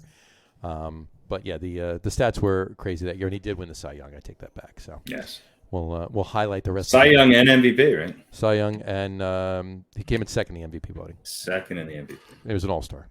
So there you go. So 1965, right-handed pitcher, top single-season performance, Sandy Koufax in 1965. Yeah. Pretty good in the World Series too. Well, that's what kind of pushed him over the top for me. Yeah, so. yeah. I actually, in deference to you, or in honor of you, Harry, I did actually look at some postseason results and kind of went. I was going to say, I thought you were going to say, in honor of you, I actually looked at some stats. Yeah, I mean I've done that a couple of times already, but this time I actually season performances. Not only did I look at them, but I took them into account too. Yeah, nice. I appreciate that. Yeah, gotta love it. Yeah, he won. Didn't he win two out of the 4 games in the World Series? Yeah. And it wasn't his ERA was like 0.3 or something. He actually lost the game in the World Series, but I think he lost that game 1-0 or something like that. Right. Yeah. So, crazy. So he won 2 games, and lost 1 in the World Series. It's crazy. It was a 7-game series. I think he pitched in 3 of the games. Mm-hmm. And his ERA was 0.38. Yeah, and he had a loss. And he had a loss in the World Series. He'd fit in well on this Mets team. Yeah. Fitting great with the Mets team, absolutely. Yeah. So. Koufax and DeGrom, and and it still takes him 7 games to win. No. See, Koufax could pitch for the Mets right now and have a .038 ERA and still be under 500. He'd be at 500 at best. Yeah, that's. That's pretty ridiculous. It's pretty disgusting, but pretty real. So yeah. Anyway, all right. Don Drysdale was also that's a hell of a starting pitching staff. Sure. Jim Cott, who I feel like he was 105 when he pitched later in his career. Yeah, really. Was in that World Series. Crazy. Mm-hmm. Yeah. There you go. All right. So right-handed pitcher, 1965 would be Sandy Koufax, or right-handed pitcher Sandy Koufax in 1965. There you go. All right. Moving on to left-handed pitcher. Our top single season performance by a left-handed pitcher is Bob Gibson in 1968. Gibson was a right-hander. Koufax was a left-hander. Koufax was a lefty. Then you wrote it differently because I copied and pasted. I got LHP Sandy Koufax, RHP Bob Gibson. All right, we'll switch them up then. I think I just wrote P. All right, there you go. I couldn't pick one over the other, so that's why I put two of them in. I didn't think about which arm they used to throw. It's just like, I don't know. These guys are both pretty damn good. They're both pretty good. So there we go. Okay, so now we got it right. So top single season performance by a left-handed pitcher, Sandy Koufax. There we go. All right, and now we're going to right-handed pitcher. So it would be Bob Gibson in 1968. All right, 1968. Bob Gibson had a 1.12 ERA. He went 22-9. Started 34 games. And he, his whip was 0.853, and he won the Cy Young and the MVP that year as well. Yeah, but the two stats, other than the staggering 1.12 ERA and 9 losses, is that he had 28 complete games and 13 shutouts. Yeah, 28 complete games. 13 shutouts, yeah. Yeah, 6 games he did not complete. Oh, and by the way, he had 268 strikeouts, too. Oh, yeah. Not 168. Yeah. 268 strikeouts. Yeah, which is, I mean, he's, what do we consider? What's the cusp of the modern era? 100. No, year-wise. Oh, you mean as far as complete games? No, just as far as baseball in general. Oh, I don't know. I mean, modern era. Kind of has to move forward a little bit. It's still sort of the 50s, I guess. Yeah. So I would say there's 3 distinct eras. You got like the 50s into the late 50s. Like the early 50s were definitely their own thing. Then you had kind of the late 50s into early 50s were a holdover from before, from the 30s, 40s, 50s. Yeah, into like the early 60s, and then you had the late 60s and 70s, and that's when you had a lot of dominating. I mean, from 64, 65 through to like 72, 73, 74, just some incredible. The point I was trying to make is 268, that number is big for any era. It's like, even when guys were striking out, 300 and some odd, I guess the guys like Schilling and Randy Johnson were, up in that range, but 268 is a lot of goddamn strikeouts. Oh, and by the way, that was his third highest strikeout total for a year. All right. He threw 270 strikeouts in 65, and he threw 269 the following year in 68 and 69. Yeah, it's almost 8 strikeouts a start. Yeah. Yeah. And he was over 200 how many years? 1, 2, 3, 4, 5, 6, 7, 8, 9. 9 years? 9 years. 1, 2. Yeah, he had 1 more the next year. and 2 and 5 and 6 more the year after that. Yeah, 1970 went 274. That's right. I just missed that one, But his ERA ballooned to 218 the following year. Oh, well, shut him down. Well, he was washed up by then. He was done. I mean, by the time he got to 1970, it was just a tick over 3. Yeah, and then 1969 too. The year after, he threw 28 complete games as well. Well, in 28 complete games back to back. In 73, his ERA went back down to 277, and he had 13 complete games. But think about this: he won 22 games in '68. He won 22 games, but he pitched 28 complete games. Right. So 6 of the games he threw complete, he lost. Right. So. And then in and that's with a 69, it was 8 of the games he lost. That's with a 112 ERA. With a 112 ERA, yeah. So it wasn't like he was losing games 6-5. No, he was. It was 1-0. 2-1. It was 1-0, 2-1. Yeah, exactly.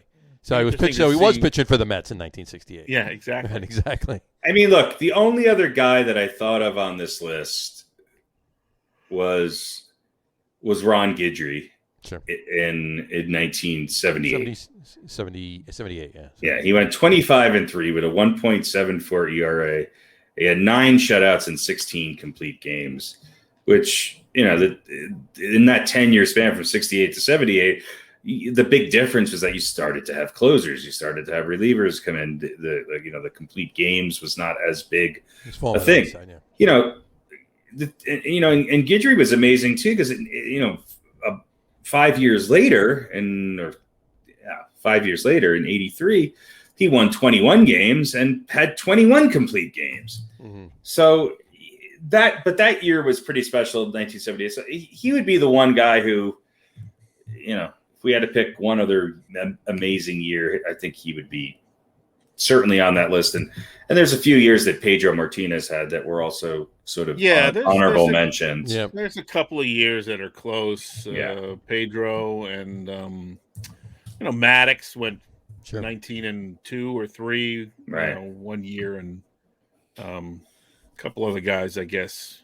I mean, 20 used to be the mark, right? I mean, you weren't even being considered for a Cy Young unless you had 20 wins, right? Right. And DeGrom kind of didn't Carlton broke the mold on that one. Carlton had almost 30 wins, right? That 1 year, Steve Carlton, and so these guys are all close, but I mean, we don't even. Cy Young never had this good a year. No, and Gibson, he didn't the award after. He didn't win a World Series that year, but he was 2-1 in the postseason in '68 with a 1.67 ERA, and he pitched 3 games, and guess how many of those were complete games? 3. Yeah, you gotta love it. Yeah, he had 35 strikeouts in 27 innings. I mean, it's just incredible. It's and the year before, I think they win the World Series, and he was the MVP of the World Series in '67. So he was 3. His career stats in the postseason are 7-2. Okay, with 9 games started, 9 complete games, or 8 complete games. I'm sorry, 8 complete games. It's just incredible. And his career earned run average in the postseason was 1.89. It's like a video game with a cheat code, right? And so that's just why I gave to Gibson and Colfax, because I think their performances were just spectacular. Yeah, it's crazy. All right, so there you go. Right-handed pitcher, Bob Gibson, 1968. All right, we're moving on to the number 2 position. We got catcher. Top single-season performance, best single-season performance by a catcher. We're giving it to Johnny Bench. Gary Sanchez, 2020. Johnny Sanchez? Johnny Bench. Sanchez. Johnny Bench. 1972. And I actually had, I was looking at 70 for this one. Okay. But I know 72. He won the MVP, right? He won the MVP. Well, he won the MVP in 70 as well. Right. He went in 72. He had whatchamacallit? He played in 147 games, hit 40 home runs, had 125 RBIs.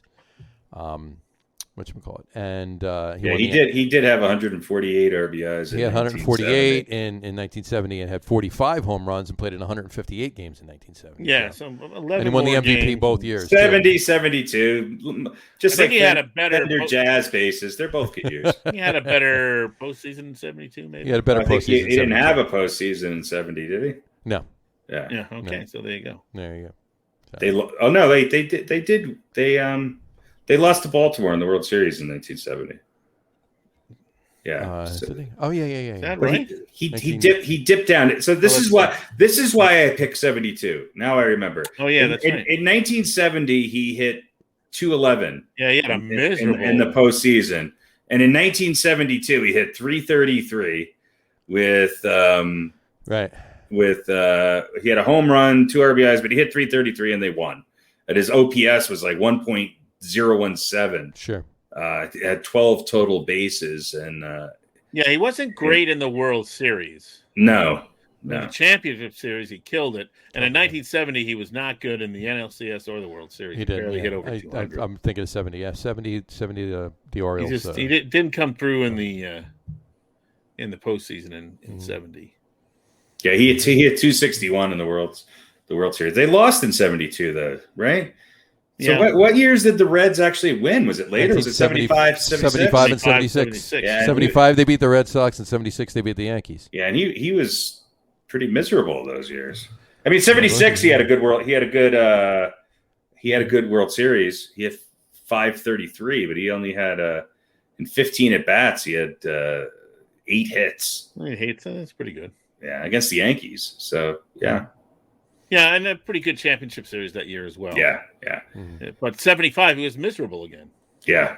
One for 13. Well, injuries it started to creep up with him, and it was hard for him to stay behind the plate. So, right. But the only other person on my list here, and I think maybe he was only on my list and nobody else's, is Mike Piazza in '97. I mean, there's nobody I don't think that's had that good of an offensive year as a catcher. Of course, Piazza sort of reinvented the catcher position a little bit, where offense sort of trumped defense to a certain degree.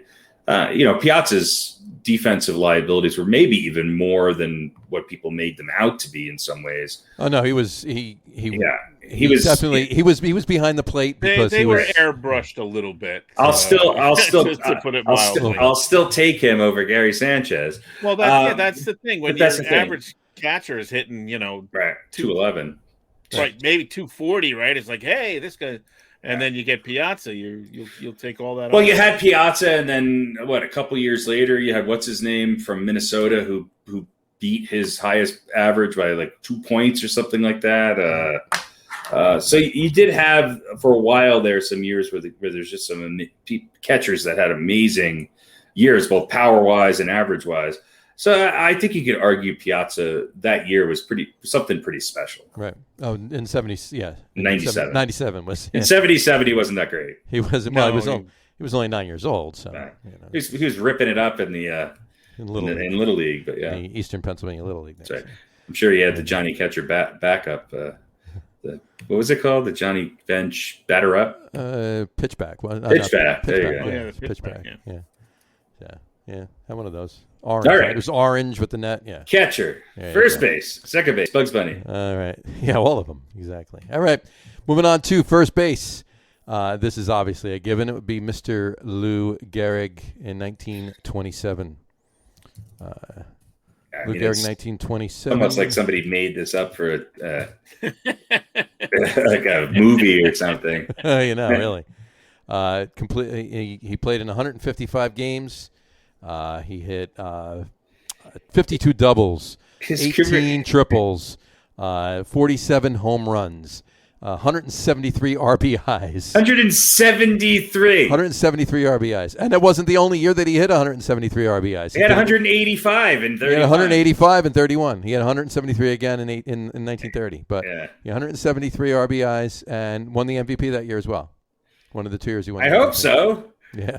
Is he the closest to Hack Wilson's record that anybody's ever gotten for RBIs? Yeah, I think so. It's got to be, yeah. He hit 373. Well, he had a 340 career batting average. I think sometimes we forget about that. 340 career batting. Yeah, that was his best year of average. No, the year after was. Yeah. In 28, he hit 374. Yeah. He had 379 a couple of years after that. Well, in 1923, he hit 423. Yeah. But he only played in 13 games. So. Yeah. So. Yeah. But no. And then he hit 424 in his average was always in the 300s. Always in the 300s. Yeah, 334. I'm sorry, 363, 329, 354. Holy smokes! 1938, he had a horrible year. He hit 295 with 114 RBIs and 29 home runs. He'd be an MVP candidate in his worst year. Right. Nowadays. Right. In the year that we're talking about, though, he had 447 total bases. 447 total bases. That's unbelievable. That's insane. Absolutely. And the year he hit 295, like Wally Pipp was, standing behind the manager going, I don't know, he's having a down year, Skip. Yeah, that's right. I love it. The day he dipped to, 299 or 298. Something. I'm here if you need me, Skip. Yeah. Going right back in. Go sit down, Wally. Yeah. Wally, come on. Coach, put me in. Anyway, there you go. First baseman Lou Gehrig in 1927. All right, moving on to second base. Second base is going to be Rogers Hornsby in 1924. Rogers Hornsby in 1924 played in 143 games, had 536 at-bats, 121 runs he scored, 227 hits. And that was his third lowest hit total. Third highest hit total, I should say. 43 doubles, 14 triples, 25 home runs. Only 94 RBIs, though. Only 94 RBIs. But his average, his batting average was 424. And his OBP was 507. So, slugging percentage, 696. Here's something to when you're comparing his career to Gehrig's. Gehrig's WAR was a staggering 113. Mm-hmm. Hornsby's is 127. Mm-hmm. Yeah. I mean, that's just not right. That's just not right. No, it's just not. So, but that 227 hits he had, he in 2 years earlier in 22 he had 250 hits. Oh yeah. And in 21 he had 235. So yeah. 89 walks. 89 walks. Yep. 424. Insane. 424 batting average that year. That's insane. So his OPS was 1.203. It was higher by a couple points the next year. Yeah, 1.245. Yeah, you talk about the 94 RBIs. The next year he turned around. His batting average dropped almost 20 points, but he had 39 home runs in 1925 and 143 RBIs, and he still hit 400. Yeah, I think I picked 1925. Yeah, so either one of these, they're I'm both fine pretty impressive. But 400 is amazing. Yeah. But 424, and he was MVP in 25 too. He wasn't. There's a huge difference between 324 and 350. Or 300 and 324. The difference between 403 and 424 is staggering. Yeah. How did he come in second in the MVP in 24? Came in second with a 424 batting average. He came in second. Who did he lose to that year? I'm finding that out right now. Where we got Dazzy Vance. Oh, Dazzy Vance. Dazzy Vance. Sure. There you go. That was my second guess. Dazzy Vance only played in 35 games. Was he a pitcher? It was a heck of a year, yeah. Yeah, 35 games, and 106 at bats. But yeah, it was 28-6. He was 28-6. They didn't have the Cy. Remember, they didn't have the Cy Young back then. Yep. All right. So there you go. So that's why he lost, because of Dazzy Vance. There was a guy on Pittsburgh named Rabbit Marinville. It's a great name. That's a great. All these names. They don't have names like this anymore. They do not have Dazzy Vance, Rogers Hornsby, Frankie Frisch, Zach Wheat, Ross Youngs, High Pockets Kelly, Rabbit Maronville, Kiki Coiler, Jack Fournier, Ed with 2 D's, Roush. Yeah, this is just some good stuff. Burley. Don't forget about Baby Doll Jacobs. Babe Pinelli, Rube Bressler, and Burley Grimes. Burley Grimes. I was just looking at that one. That is all time. That's gotta be my new stage name. Burley Grimes. Burley Grimes. And Eppa Rixey. He was Burley Grimes was dating Jim Bottomsley, I think. Jim Bottomsley. Burley Grimes. Eppa Rixley. These are some great names. Jeez. Burley Grimes. I did a bad job naming my kids. Yeah. By the way, this week's old balls. We don't need to know anything about him. Is Burley Grimes. Burley Grimes. Burley Grimes. Enough said. Burley Grimes. Rogers Hornsby. What a great year. Rogers Hornsby. Yeah, unbelievable year. And High Pockets Kelly. That's right. Gotta love it. High Pockets Kelly. Not sure what that means, but I don't think that's I want his given name too. I think. Yeah. What is High Pockets? Well, they Kelly? meant to name him Hippocrates. Yeah. But no one could pronounce it, so it became High Pockets. Yeah. It's better than Hot Pockets. Doesn't even give his real name. That'd be great if his great grandkid was Hot Pockets.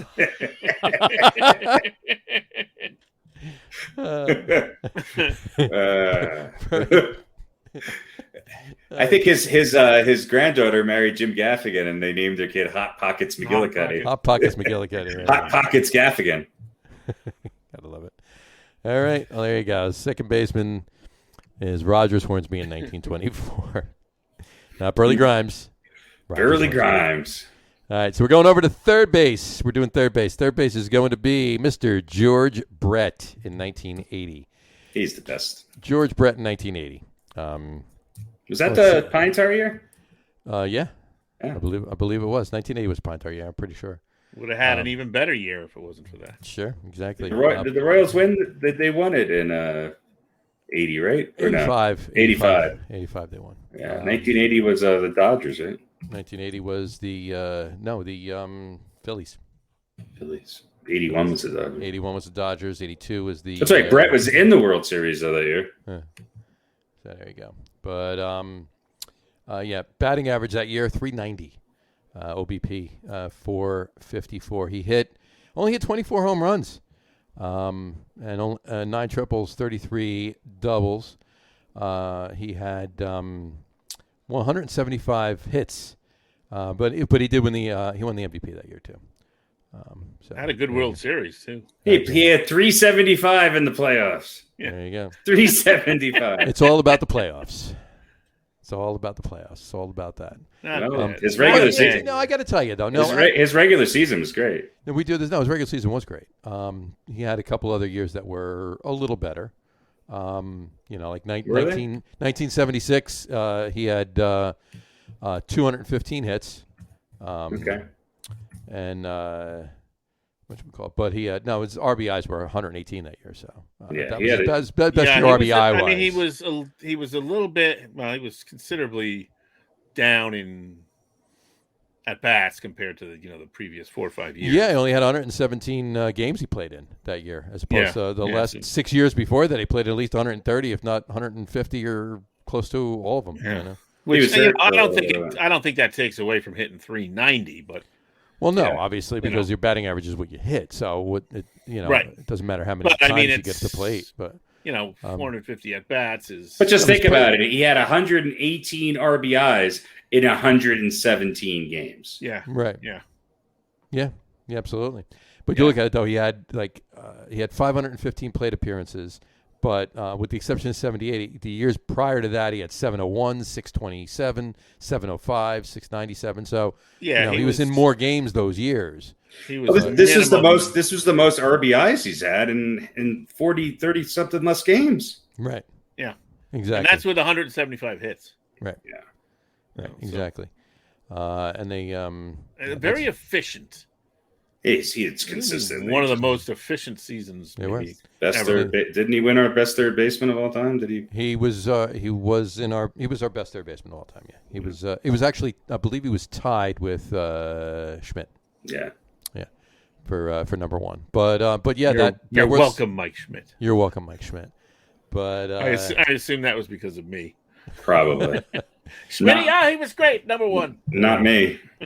But he, But yeah, the World Series, he was good. He was great in the World Series. But the Royals lost. Was it 4-2 to the Phillies? Yeah. In the World Series. So, but I think that was a year of destiny for the Phillies, wasn't it? Yeah, pretty much. I don't think they were expected to. All right, George Brett, third baseman, George Brett, 1980. There you go. All right, moving on to shortstop. Cheater. Speaking of cheaters.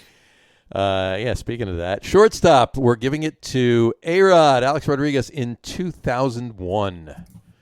2001, we're giving it to A-Rod. Let's see. If you really look at it, A-Rod could have very easily won best season for third baseman too.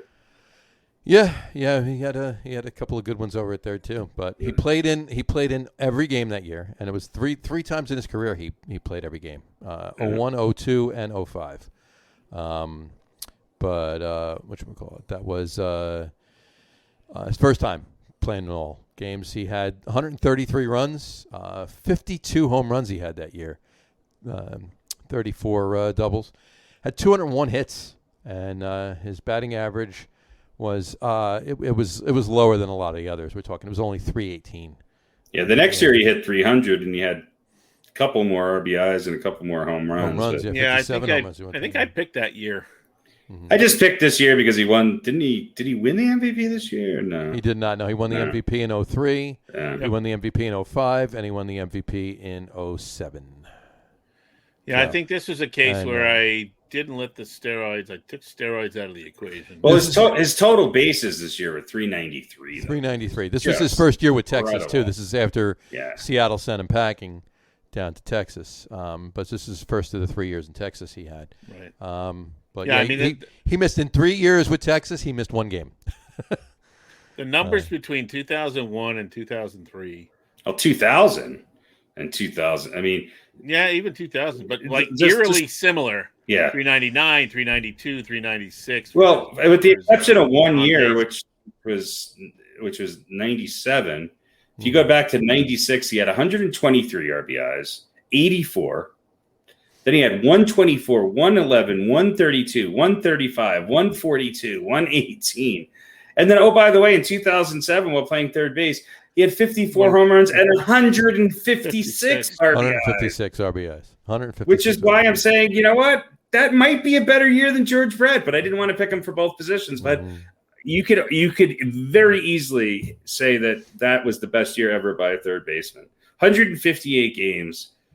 143 runs, 54 home runs, and 156 RBIs. Yeah, and oh, by the way, he hit 314. Yeah. And you know what though? I mean, because like we keep saying, it's a lot of these are guided by postseason numbers, and not that they weren't in the postseason in 2007, but had it been a year that the Yankees won the World Series and he had those numbers, right, and he had other postseason stats that were probably staggering at that point as well, then George Brett would not have gotten the nod at third base. George Brett didn't win the World Series that year either. No, I know, but my point is, if A-Rod had gotten to the World Series, right, and especially if they won it, then that third base year at 2007 would have been. It figures the year that A-Rod would have his best year as a Yankee would be also one of the most miserable years to be a Yankee fan. You gotta love it, Sal. There you go. Shortstop, A-Rod in 2001. All right. Moving out to the outfield. We're going to get some throwbacks here. We're going to start with left field, and it's going to be Teddy. High Pockets McGillicuddy. High Pockets McGillicuddy. There you go. What was the other one? Burley Grimes. Burley Grimes. We got to go back to that. We got to make a list of best. That's what we should do. Best baseball names. All right. We should have done that. We can do that next week. We can do it. We can figure that out. But yeah, Ted Williams, 1941.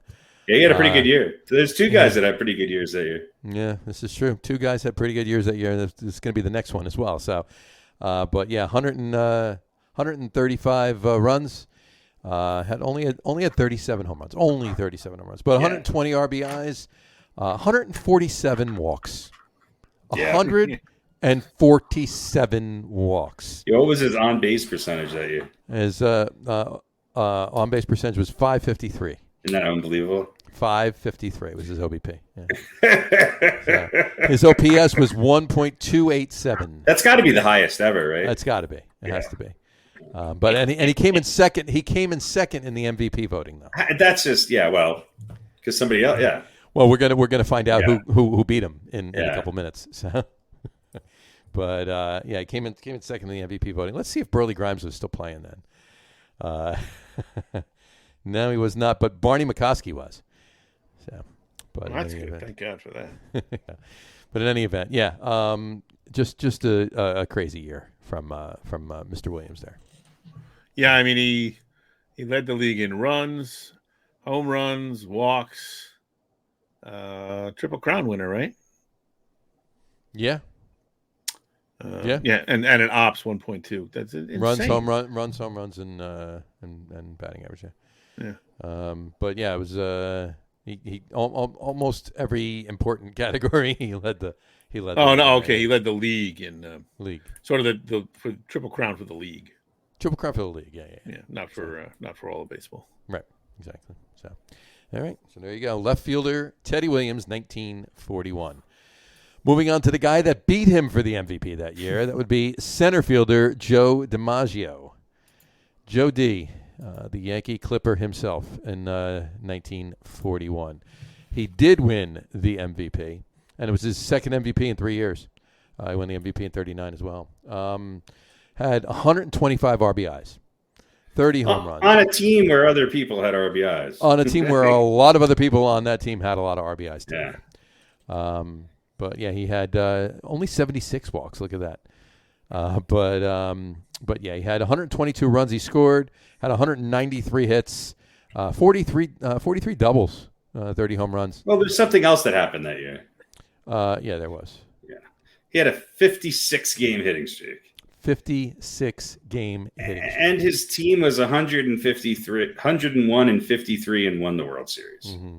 This is true. So, which is why he won the MVP that year. I'll tell you what, if I'm starting an outfield, I want Williams from 41 and DiMaggio from 41 to be my starting outfield. You gotta love it. But there you go. Center field is going to be Joe DiMaggio in 1941. All right, so our left fielder and our right and our center fielder are both from the 40s, the early 40s, 1941. Our right fielder, even older. Going back to 1923 for none other than George Herman Babe Ruth. Right there. Babe Ruth in 1923. He had 151 runs scored. This is what he led the league in. These are the numbers he led the league in. 41 home runs, 130 RBIs, 170 walks. Whatchamacallit? He led the league in 93 strikeouts too. But his batting average, he did not lead the league, but 393 was his batting average for that year. But his on-base percentage was .545. Slugging percentage was .764. His OPS was 1.309, and he was an MVP. And it's ironic to think about it, but of Babe Ruth's career, that was the only year he won the MVP. So weird. It's really the only year he came close. Yeah. It was his only good year. Yeah. Of course. Packed it all into 1 year. Yeah. Shoved it all into 23 and he's done. That's There you go. Yeah. But yeah, and he was fifth in the vote. He was fifth in the voting in 31 and sixth in the voting in 30. I think the press at the time voted for the MVP, and they didn't. He was notoriously salty with that. Yeah. What I love though is that his career, with 22 years in the league, a third of it pitching as well as hitting, he had a career average of 342. His career slugging was 690. His career OPS was. Career OPS was 1.164. 1.164. His career OPS plus was 206. Career OPS was 1.164. That's crazy. Whatchamacallit? In the voting, the MVP voting that year, he came in first, obviously. Whatchamacallit? Yeah, there's the guy that came in 15th in the voting that year, Joe Judge. Yes. Joe Judge. I didn't realize Joe Judge was that old and played baseball before he got into football. Aaron Judge is great grandpa. No, Joe Judge. He's the head coach. I know who he is. Wait, those guys, that's the same person? That's incredible. Imagine that. Well, let's see. Joe Judge. Let's see. Joe Judge would be, he was born in 1894, so he would be 130, almost 130. So. I think a lot of the reasons why Ruth and even Williams and some of these other, well, Williams not so much, but some of these older guys, the reason why they didn't win as many MVPs is because the pitchers were also they didn't have the Cy Young and the MVP. Right. And so, because look at this. He came in fifth in the MVP voting in 1931 with 46 home runs and 162 RBIs. Mm-hmm. Yeah. And a 495 on base percentage. Yeah. And a 700 slugging percentage. Yeah. Yeah, 700. 732 slugging percentage the year before, not even in the MVP final. I mean, well, let's look at the guys that the guy that won it was Lefty Grove that year. Lou Gehrig came in second, Al Simmons came in third, and Earl Averill came in fourth. That's what I'm saying. It's the pitchers really, take it. And then the next year he was sixth in the MVP voting, and he lost out to I don't know. Averill lost out to Jimmy Fox. Lou Gehrig came in second again. Heine Manouche came in third. Heine Manouche came in third. Earl Averill fourth again. And Lefty Gomez came in fifth ahead of him. So there you go. But yeah, Bill Dickey was on that list as well. But like you said, a 690 slugging lifetime slugging percentage, career slugging percentage, and a 1.164 OPS. Here's two names for our list: General Crowder and Smead Jolly. All right, you got to make the list. We're not going to do this as a list. We're gonna do it as a list, but we're just going to do it as a separate list. It's not going to be our top 10. Yeah, but yeah. The National League MVP voting number 5 was Rig Stevenson. And Rabbit Moranville. Yeah, Ripper Collins. We know about Ripper. We know a Ripper Collins. We know Ripper Collins. Absolutely. Yeah. But in any event, don't close those pages before you write all that down. We got to go over that. I'll go over. All right. So there you go. Right fielder, Babe Ruth, of course, George Herman Ruth in 1923. All right, moving on to DH, our designated hitter tonight. Top performance by a designated hitter. Easy. It's going to be Big Papi. Easy. David Ortiz in 2000. Although Edgar Martinez had some great years. Edgar Martinez had some great years, absolutely. But so did who's the guy from the Royals? Hal McRae. Hal McRae, sure, absolutely. But Papi was just unbelievable. 148 RBIs that year he had. 148 RBIs. 713 plate appearances as a DH. And at bat, I think he actually played a couple games at first that year, I think. But in any event, or maybe not. Maybe it was all DH. He had 119 runs scored, 180 hits. 180 hits that year. 40 doubles, 1 triple. Big Papi had a triple. Big Papi legged that a triple that year. The outfielder fell down. The ball got stuck in the vines, and that's the only way that happened. In Chicago, there you go. Wrigley. And the year before, he actually legged out 3 triples. So that's crazy. But anyway, 47 home runs that year. Not his best home run performance. The year after was with 54, and he led the league that year. But yeah, 148 and 05. That was a crazy year for him. There you go. And he came in second in the MVP voting that year as well. Of course, he came in second in the MVP voting to A-Rod. So yeah, there you go. Yeah. What was the year? What was the first year that the Red Sox, was it 07 that the Red Sox won the World Series? 04, the year before. 04, that's right. Yeah. You should remember that. I do. Selective amnesia? Yeah. All right. But in any event, there you go. Designated hitter, Big Papi, David Ortiz in 2005. And to round it out, our closing pitcher, I wonder who it could be. Let's think here. Is it Trevor Hoffman?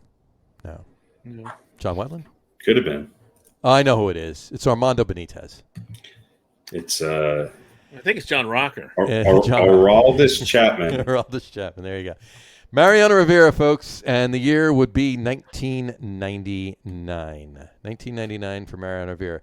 45 saves that year, and that was his third highest save total. In 01 he had 50, and in 04 he had 53. But if he only had one more save in the postseason in 01, his career would have been perfect. Things could have been different. Perfect. But he finished third in the Cy Young voting in 99 as well. Yeah. And who did he finish behind? He finished behind Mike Mussina and Pedro. So there you go. I still think Gagne's 2003 was a better year. 2003 for Mariano? No, for Eric Gagne. Eric Gagne. He was just in general, you're saying for closers. I think to me that's the best closer year. I gotcha. Well, he definitely had a great year. I had him there too, but I think I don't think they even made it to the postseason that year. But we're going to talk about him maybe. They did, but I mean, it was. Yeah, it was pretty spectacular. It was phenomenal. I think it's a tie for that one, but we've managed to get him in there. You'll see in a second. Yeah, exactly. We had Eric Gagne was definitely, especially the 03 year. That was. Well, he had 3 years that he's just spectacular. Absolutely. And then he disappeared. But we had to give Mariano, and Mariano was our number one on our list. A lot of these referred around our list. So if you follow along with our top 10 lists, a lot of these players, with the exception of only a couple, were number one on each of our lists. I didn't even look at that. And whatchamacallit, we just had to pick the year, right? But there were a couple that, had a better single year than our number ones, if you will. And each of them were on all of our lists. We're on those lists, just a little higher up, that's all. But in any event, for our closing pitcher, Mariano Rivera in 1999 would be the one that we're going to go with for this particular list. So before we get to what we were referring to, I just have to pull one thing up here. There you go. All right, but so Mariano Rivera, 1999, would be our closing pitcher. All right, so that brings us to Old Balls. Old Balls. Harry, why don't you tell us who this week's Old Balls is, as if you don't already know. As if you don't already know. This week's Old Balls is, I think, our youngest balls to ever make it onto the Old Balls list. Old by some, not quite Kerbangers yet, but Eric Gagne. Yeah, and, I actually had him right there with Mariano. I had them both on my list. But Eric Gagne from 2002 to 2004 was the best closer in baseball and maybe the best 3-year run any closers ever had. Sure. In 2000, I think his best year was 2003, but in 2002, he had a 1.97 ERA and 52 saves in 77 games. And in 2003, in the same number of games, he had 55 saves with a 1.20 ERA. And in 2004, he had a 2.19 ERA with 45 saves in 70 games. Injuries kind of depleted him. He sort of disappeared for a while. He came back, was kind of the second or third relief option for the Red Sox, and I believe it was 07. 07, yeah. I think he played for 3 teams that year in 07. But he wound up with the Red Sox and won a World Series behind the dancing idiot who was their closer that year. And look, he had a really kind of a longer career than you remember, but he sort of disappeared after those 3 seasons with the Dodgers. He was absolutely unbelievable. I mean, just unstoppable. And to have, almost 150 saves in a 3-year span is just unbelievable. I think he won the Cy Young, in 2003. Yeah. And he was an all-star all 3 of those years. And he was, in the top again with the Cy Young being a separate award. A lot of people don't vote for pitchers as MVP, but he was in the top. He came in 6th to the MVP voting that year. So he was top 10 Cy Young each of those 3 years. Obviously winning at once, but right. He was, I think, 4th in 2002, and he sort of disappeared. He was, a lot like what's his name from the Giants, Brian Wilson. These guys had these spans where they were really, really dominant. Gagne, not so much in the postseason. I think the only World Series he won was with the Red Sox. The Dodgers. Not even sure how many postseason appearances Gagne has. They weren't really lighting it up there. By the way, the pitcher you were looking for, that was the main closer for the Red Sox in 2007, was Jonathan Papelbon. So. Yeah, what an asshole. But good pitcher. Got, let's see, 2, 3, 4, 5, 6. He pitched in 2 games in 2004. No saves, 3 innings pitched, and no earned runs. And then in 2007 for Boston, he was, he had a combined 9 games that he played in all of the postseason. Yeah. And mixed bag, but overall he did a 2.89 ERA. He had a bad year in the ALCS versus Cleveland, where he had his ERA was over 7, and that year in the ALDS his ERA was over 9.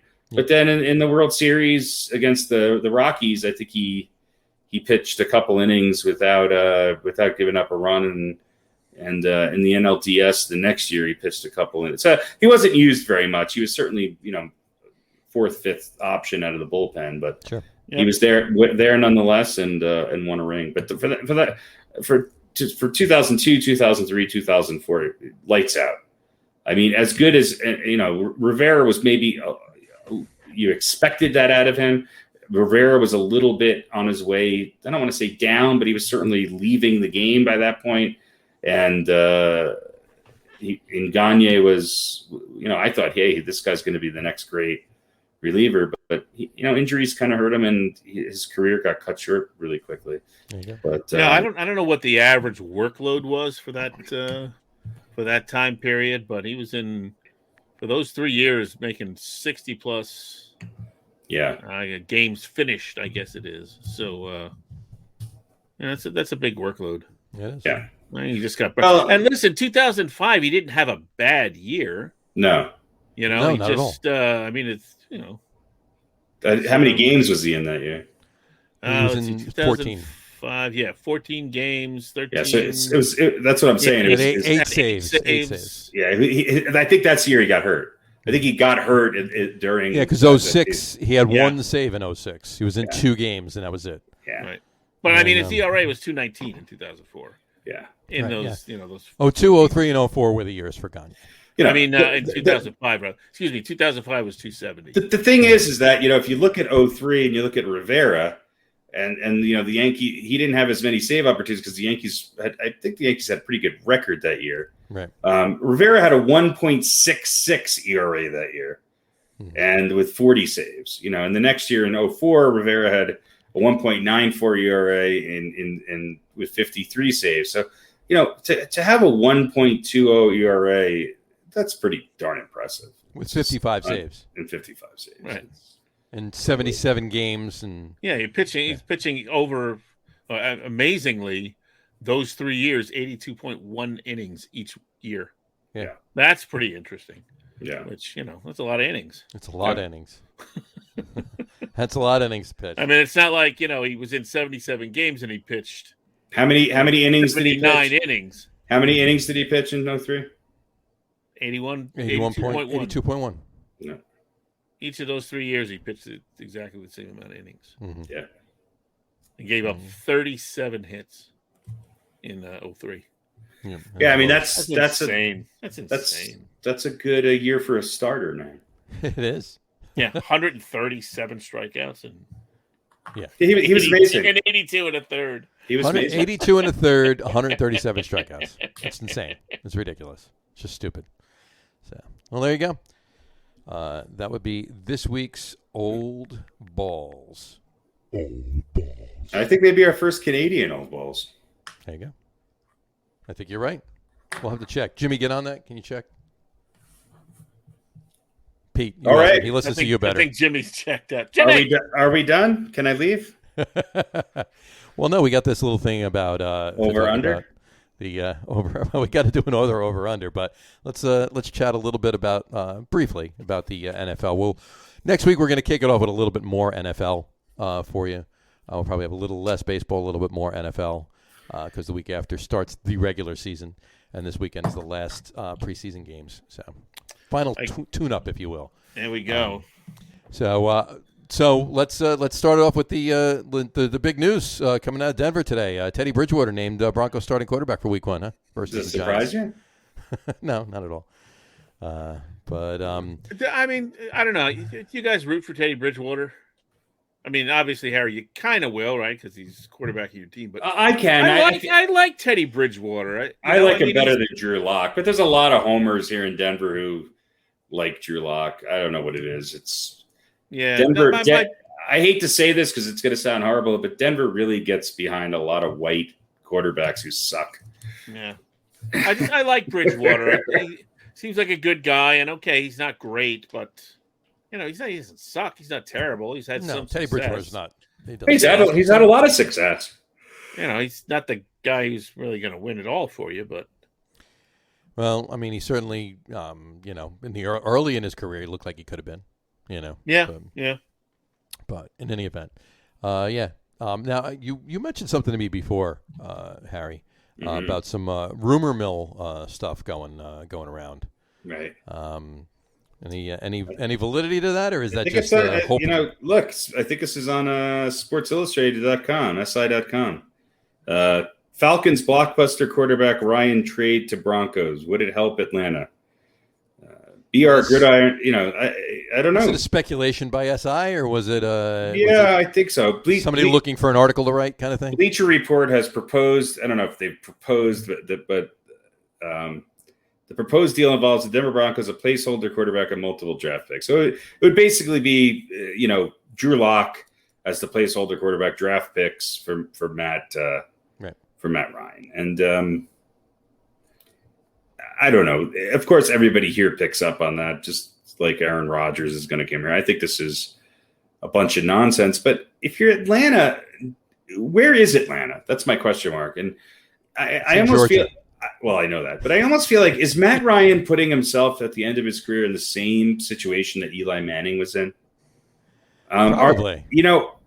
Are they rebuilding? Are they a good team? I don't know.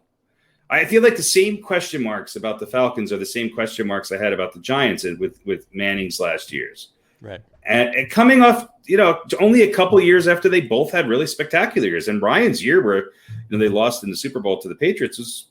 Didn't he win MVP that year? It was close. I don't know. I mean, a pretty spectacular year. So does Matt Ryan have anything left in him? He's 36 years old. I don't know. I think he's probably a better fit than when the Broncos went out and got Joe Flacco. Right. Probably not as good a fit as when they went out and got Peyton Manning. I don't think they have the tools. I mean, if I'm Ryan, I probably want to stay in Atlanta. They probably have some better weapons than the Broncos on offense. But I think this is, again, this says everything you need to know about Teddy Bridgewater and the Broncos. Right. And then I think the speculation maybe started to boil a little bit more when Bridgewater was named the starting quarterback. Right. That could very well be. I got to ask you, talking about Matt Ryan, at this point in his career, is he still Matty Ice or is he Matty Cold Water? Well, he's he's whatever you want him to be. I mean, Matt Ryan's, to me, he's in the same category as a Matthew Stafford. Stafford's what? Same age, right? Yeah. How old's, yeah. It would be about the same. I feel like how old is Ryan? 36. He'll be 36 this whole season. Maybe Stafford's a little younger. He's a little younger, maybe. But he was the MVP in 2016. I mean, he's. I think that Matthew Stafford is 30, just turned 33 in February. Okay, so Stafford, maybe you give Stafford a little bit of an edge just for the fact that he's got a couple more years to go. But to me, there's not that much difference between them, and. I think he's in a strange situation in Atlanta. I just don't know where Atlanta is. I really don't. Yeah. Because they seem to be a team that really went from one of the best offensive units in football to a team that just struggled mightily. And I'm not sure it was all on Matt Ryan. I really don't.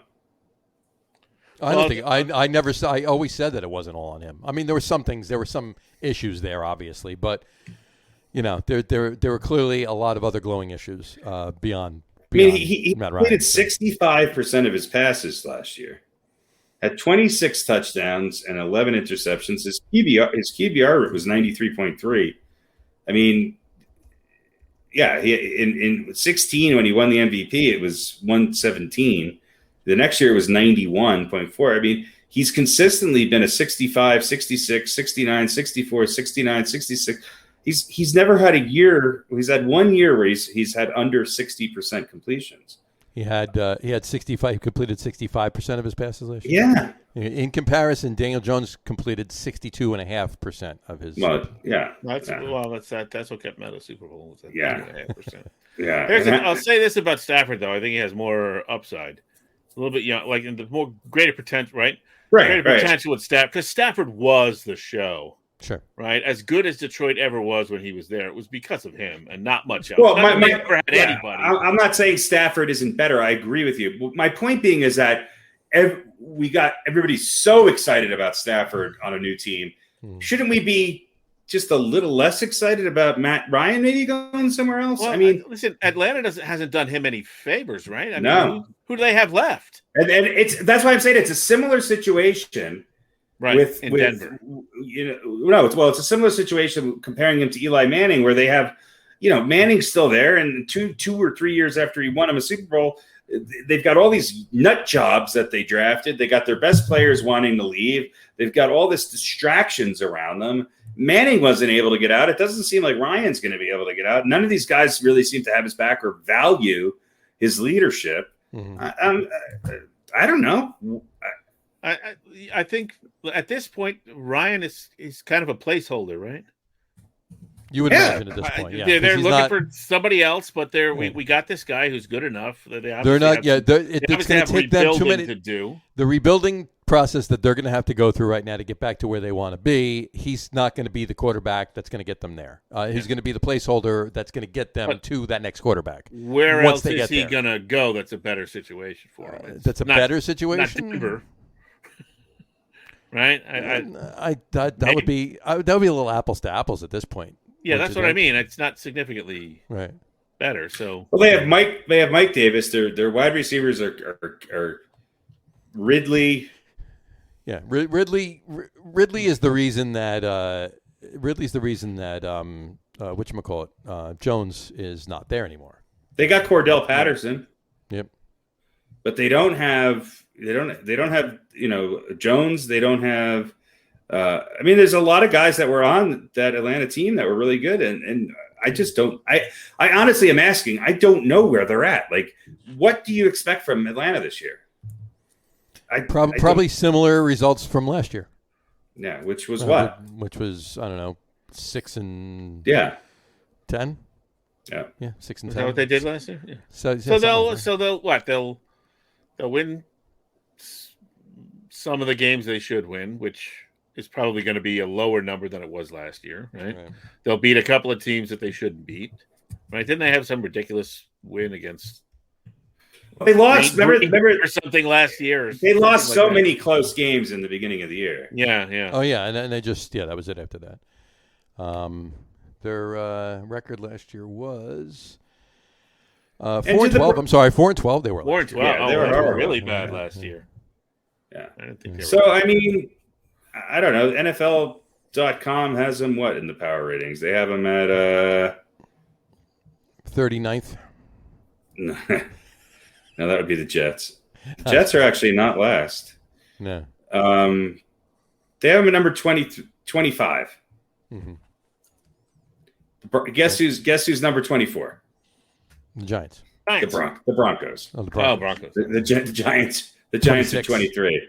23? Oh, are they? Yeah.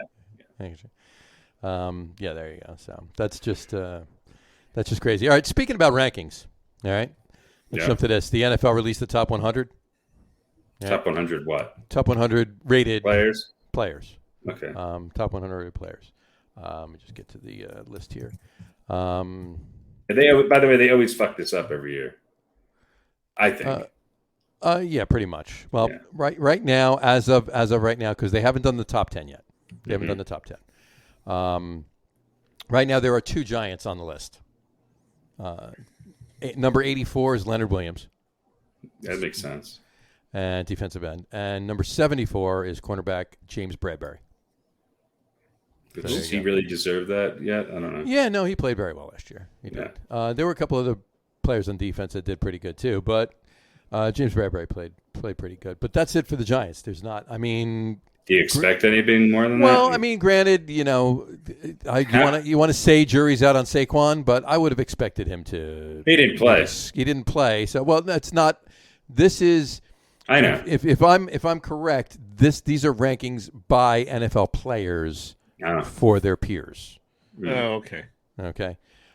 There is so they didn't show Saquon any love, but there is one Jet on the top 100. Number 91 is Corey Davis, wide receiver Corey. Yeah, Davis. And they don't have the top 10 yet, so Saquon could be in the top 10. He could be. But the players that haven't been listed yet, it seems to be that he's not going to be. But there is one. Hold on one second. There is a free agent on this list. Not even on a team, and he's number 67.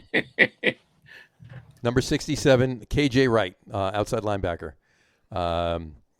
He's a free agent. He's not on a team, and he's number 67 in the NFL's top 100. So. Good for him. I mean, do you guys honestly think Alvin Kamara should be number 14 on this list? I mean, with Tyreek Hill number 15. Well, I mean, Alvin Kamara racked up a lot. Well, I'm saying I think he should be higher. Oh, okay. I thought you were talking. He should be lower. Yeah.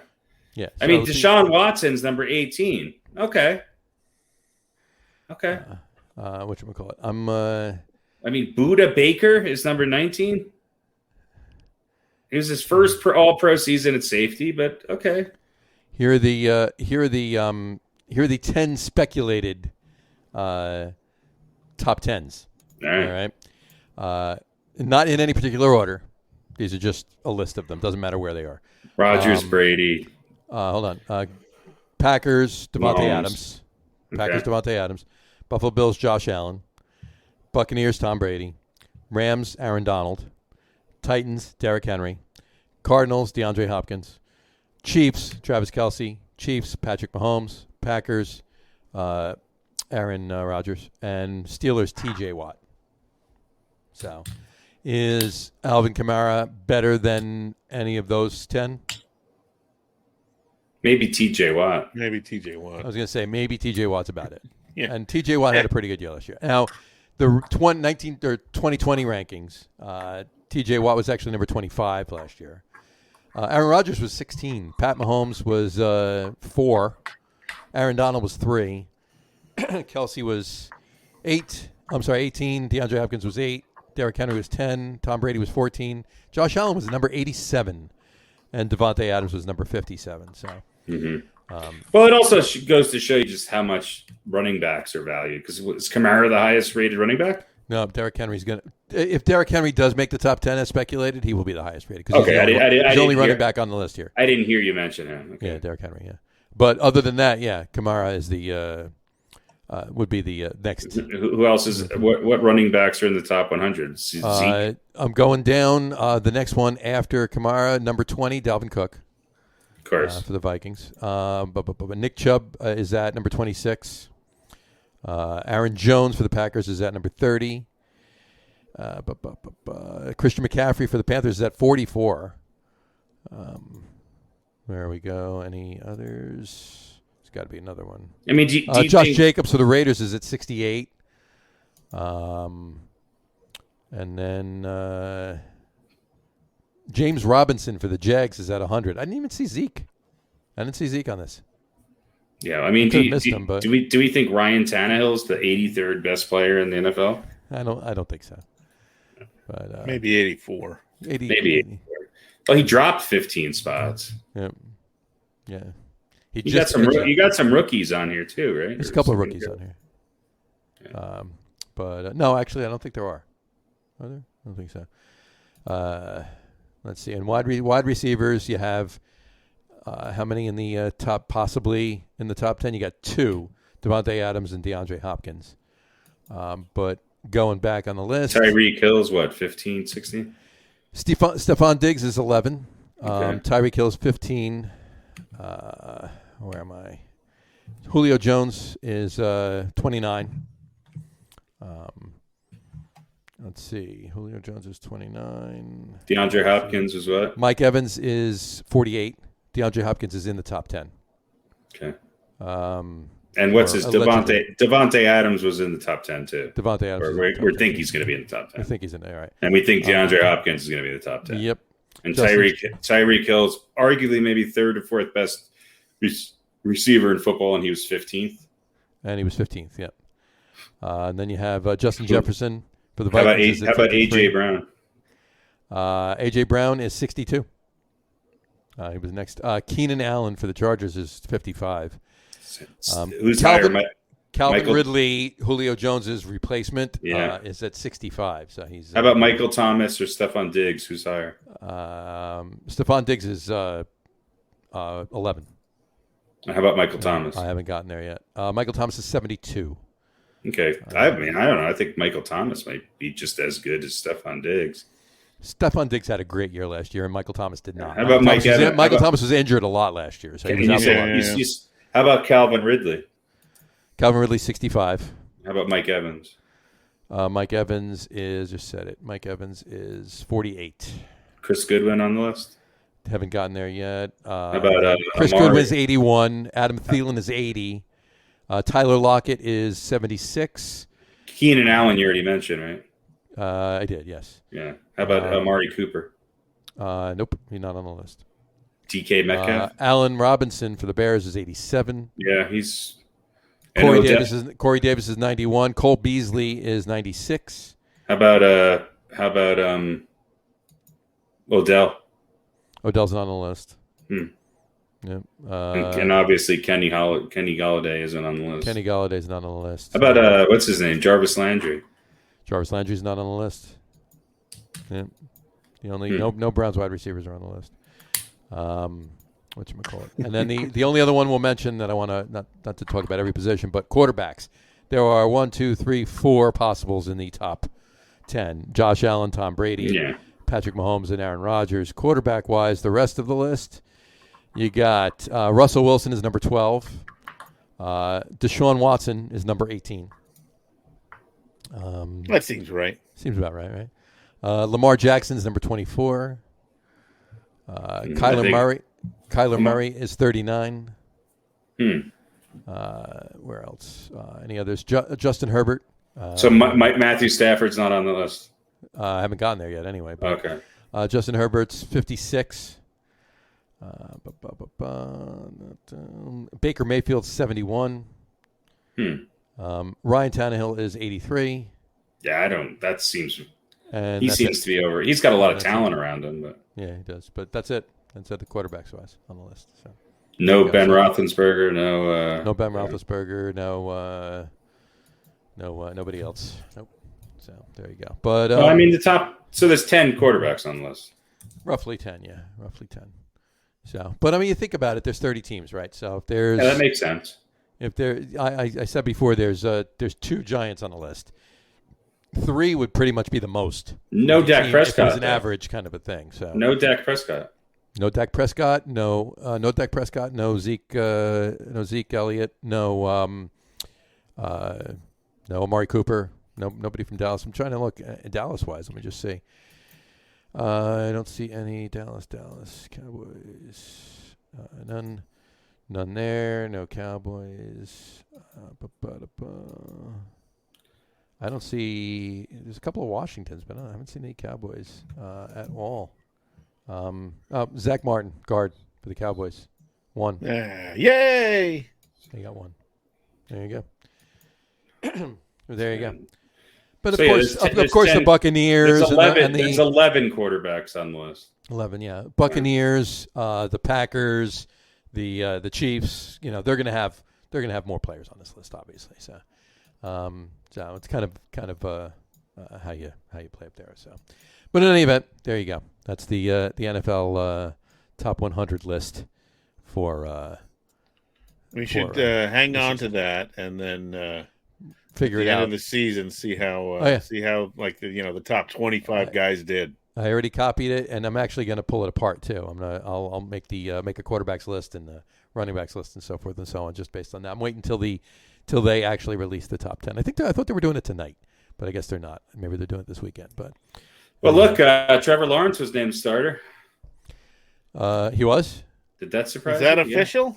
Yeah. Well, I thought Urban Meyer said he was just kept going back and forth between. I think he named him today. Between him and Gardner Minshew, another great name. Gardner Minshew. That would be a name you would see on like the baseball list from back in the day. Gardner Minshew. You know. Yeah, Trevor Lawrence gets nod as Jacksonville's starting quarterback for Week 1. Yeah. That's not really a surprise. No. And it's looking like Andy Dalton's going to get the nod for the Bears. And it's his time. It's his team, his time. QB1, baby, QB1. But it's his time. Yep.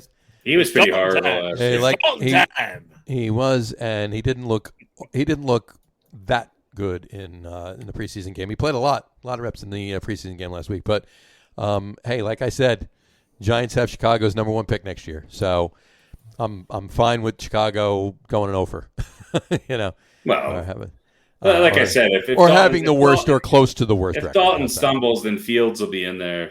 but then what's Fields going to do? Is he going to light it up? He's going to be like, like I don't know, like a rookie that didn't start the season should, that kind of a thing.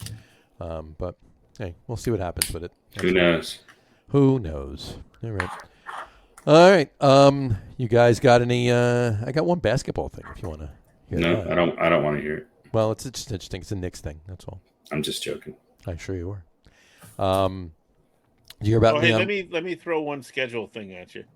Basketball-wise or football? For the NFL. All right. Because there's some anomalies in the schedule. I think we talked about one of them before was the Browns playing, I don't know, back-to-back games against the same team or something like that. Right. So the Ravens is playing 4 straight home games. The Ravens are playing 4 straight home games. In 2021. This is just the 7th time this has happened in the past 30 years. Well, they're trying to keep their parole officers from having to travel too far. I think that's probably what it is. Probably what it is. So let's see. 2020 Steelers, 2016 Raiders, Dolphins, Packers, the 2015 Titans, and the 2008 Texans. Of those 6 teams to play 4 straight home games, 5 of them went either 4-0 or 3-1 during that homestand. Mm-hmm. The 2015 Titans are the only team that didn't finish above 500. In fact, they finished at 0-4. Really? An 0-4 homestand? Yeah. 0-4 in a row. Yeah. 0-4 in a row. Wow. So see if the Ravens can continue the general trend of doing well when you play 4 games in a row. There you go. I'm not sure exactly what point in the season, but it's definitely an anomaly. That's for sure. Yeah. So there you go. All right. Good job. Awesome. That's it. There's a bunch of them. I'll Good throw report. them out occasionally. There you go. Well, like I said, next week we're going to do we'll do a lot more NFL next week. A little less baseball, and a lot more NFL. So, baseball all right. Sucks. Well, for us anyway. All right. I just wanted to mention. I don't know if you guys see anything that Leon Rose was talking about possibly offering Mitchell Robinson an extension, and I think he was quoted as saying, "As long as it's not crazy." Okay. So let me give some quick numbers. Okay. Mitchell Robinson started 31 games last year. Okay. He had 8.3 points per game and 8.1 rebounds per game. All right. The rest of the games, whatchamacallit, Nerlens Noel appeared in 64 games and went 5.1 points per game and 6.4 rebounds per game. And Taj Gibson appeared in 45 games and went 5.4 points per game and 5.6 rebounds per game. If he doesn't offer Mitchell Robinson an extension, he's an idiot. Well, I mean, last year wasn't even. I mean, you got to look at look at 2019-20 when he played in 61 games, right, and had a much bigger impact. I think I wasn't even going back to that. I'm just even talking just about last year. Is he going to want? Is he going to want a max contract after coming off basically 2 injuries last year? Probably not, but he should extend them now. Now would be the time to extend him. He's a good player. You got to keep him. Do you agree? Well, I mean, I think his defensive presence is even more of an impact than his offensive numbers. Sure, absolutely. Yeah, Nerlens did pretty well. I think having him as a backup would be good. I don't want to lose him. Sure. I'm sort of done with Taj Gibson. I don't really need any more Taj Gibson. And I think with the Knicks moves that they've made, they're not the guys that are going to be playing minutes. Mm-hmm. These people that they got in the offseason are not as defensive oriented. So you're going to need an actual rim protector. And Robinson is a classic rim protector. It's, he averaged in 2.4, 2.0 blocks a game last year, 1.5, but so that adds up after a while. Sure I think he averaged almost a double. Maybe it was 9, almost 10, and 8 or something like that. Close to a double. Yeah. So, they don't need, that's what they need him to do. Now, having said that, I think that helps them in their division, especially when they're going up against the Sixers, mm-hmm. or when they're playing a team like Utah, or when they're playing a team like Denver, or any of these teams that actually have some big men that he can D up one-on-one against. Sure. at other times, the Knicks are going to have to go smaller. And so, I would like to see him stay. He's one of those guys I would like to see stay. So, yeah, I think he should offer. The question really is durability. How durable is he, and how bad was this injury from last year? Right. I think the second injury that ended the season was just related to the first one. So with the time off and everything else, hopefully he's back 100%. Who knows? He's again one of those guys that you kind of hold your breath a little bit and go, let's hope he's. Yeah, this is true. All right, sounds good. Pete, you got anything basketball? Nope. All right. When's it start? Month and a half, October 18th or something like that. October 20th. A little less than a couple months. Yeah. So month I'm and a half. not even buying my Halloween candy then. There you go. You buy it. Talking about basketball. I get mine on October 32nd. October 32nd. There you go. Actually, I get mine on the 31st, and I take it from the kids. There you go. There you go. All right. What's tonight's over under? What's another? Just a couple things before we close it out. What's tonight's? What? No. Number one is what's tonight's over under. Oh, okay. So the over under, I was thinking of a few good ones. I do not have a count. So we're gonna have to on this till next week. So no, I think I'll wing it. I have a decent idea. It's a very interesting one. Right. So we're gonna go tube socks. There's no tube socks on the shelf. Empty condom boxes. However, full condom box. I do have various types of CDs, CD-ROMs. Some are programs. This is the disc from my printer, my Epson printer. There you go. And others are the greatest hits of the Hooters. This is the 2016 New York State Scholastic Music Association Young Composer Honors Concert. There you go. Nice. Which one of my son's compositions was featured in. Very nice. Do you have any Sheryl Crow? There's a bunch of those. I might. Lilith, best of Lilith Fair '93. I don't think so. This is this is early Kate Bush. This is DJ Yes One. Wow, I have no idea what that is. Pokemon mix. We were in Atlantic City, walking down the boardwalk, the family, and this guy comes over and he's hustling CDs. Mm-hmm. And so I'm like, all right, I'll buy one. Why not? And he's a rapper, and it's terrible, but it's so bad it's hilarious. I used to play this when I would go to the high school and pick up my oldest son. I would crank this and open the windows, and he's like, "Pokemon! It's a Pokemon!" He's terrible. He's really terrible. Do you have any air checks from Spaghetti and the Meatball? How about any air supply? Spaghetti on the Meatball is in the other, and there's a few other. I can see there's a disc from my son's. So you don't know how many? Notation. I don't know how many. Are you so write down a number then for your over under.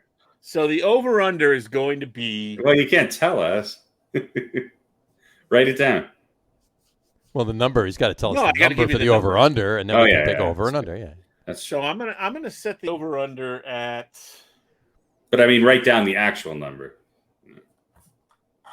Yeah, I got to figure out how many there actually. Well, he'll count them while we're talking. Yeah, I'm gonna have to count, but all right. I figure we could reveal next week. Oh, okay. Because it will take cliffhanger. There. So it's a cliffhanger, folks. You'll have to tune back in to find out what. It's like when Fonzie jumped the shark. Exactly. But the reason I mention it now is because it's interesting. I think so. It's going to be a very interesting number. I think you're going to find more than you think. I think I am too. I'm going to put the over under at 10. No, he's going to go 31 and a half. Yeah. 31 and a half. 31 and a half. Basically, it's going to be any kind of a CD. It might be music. It might be a movie, although I don't think it's a CD-ROM, something on there, a program, whatever, any type of CD. Yeah. Just on that shelf. Just on that shelf. Just on these shelves. Not the spaghetti and the meatball air checks on the other side of the wall. No. Not your OnlyFans bed. The shelves of wonder here, not the all right. Shelves that are going to collapse. 31 and a half. 31 and a half. So I'm writing it down. John, what do you say? Well, are we going to guess now or are we going to guess next week? I'm going to guess now. No, I think you should guess next week. Next week. Okay. Yeah, because that'll give me a chance to count them up. I knew there was something I was forgetting to do today. There you go. All right, 31.5. That's the over/under. We will guess the We will guess we'll guess it next week, and we'll go from there. And this will give the kids at home a chance to ponder this and take a still shot of the screen, let's say, if you're watching, and try and figure out what you can see. I don't think you can really see much. Well, if you had the technology like TV says exists, you could zoom down to 2 microns. And I could. You could count them all. There you go. This could be fun. It'll be fun.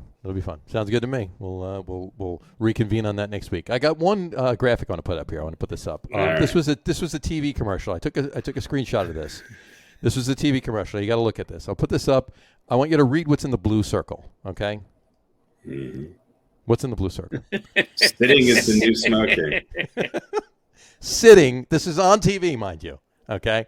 By QB, BUYCUBBII.com. BuyQB.com. Sitting is the new smoking. I've heard this before because they say inactivity is just as bad for you as smoking. Okay. So, but I'm looking at that. Sitting is the new smoking. And the first thing that occurred to me was that smoker's cough is going to really screw up the air quality in your room. So.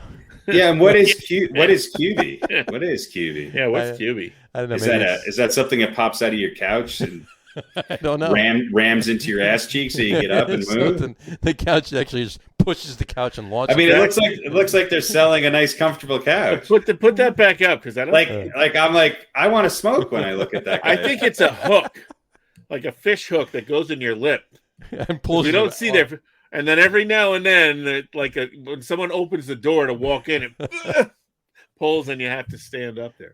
Sitting is the new smoking. That's such bullshit. Smoking is way worse than sitting. I don't smoke anymore, but I smoked for a long time. QB is an under-the-desk elliptical machine.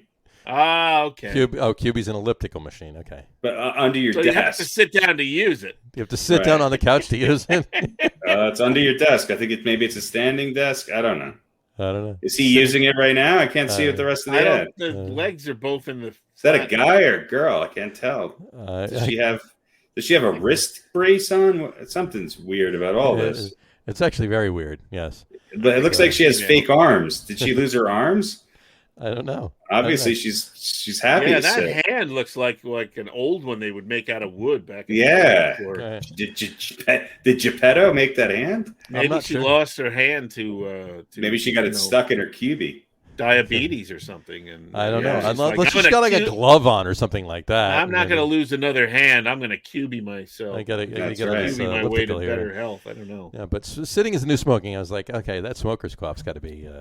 Staying in is the new going out. Staying in is the new going out. It's a great song by a local Denver band called Spells. You should check it out. Is it really? It's actually a good song. Staying in is the new going out. Yeah. And this is, I think they released it before COVID, so they were prophetic. They were ahead of their time. Slightly. They also have a song called 80% is Good Enough. There you go. So, all right. Cool. All right. So on that note, we will wrap up the show for today. We want to thank everybody for watching. And for those of you just listening to the audio podcast, thanks for listening. Don't forget to visit our website, www.getonwithitpodcast.com. That's getonwithitpodcast.com. And please remember, like us and follow us on all of our social media, Facebook, Twitter, and Instagram. Just search for the Get On With It podcast. And, of course, all of our shows are on YouTube as well on the Log Room channel. Remember, we go live with the video podcast on both Facebook and YouTube every Wednesday night at 7:30. And for those Eastern time, and for those of you that just want to listen to the audio podcast, you can do so on Apple Podcasts, Spotify, TuneIn, and Stitcher. And if you haven't done so already, please subscribe to one or more of those feeds, and you will never miss a show. Again, thanks for following along with us. Have a great rest of your week. Have a wonderful weekend. Watch a lot of sports. Get ready to enter the last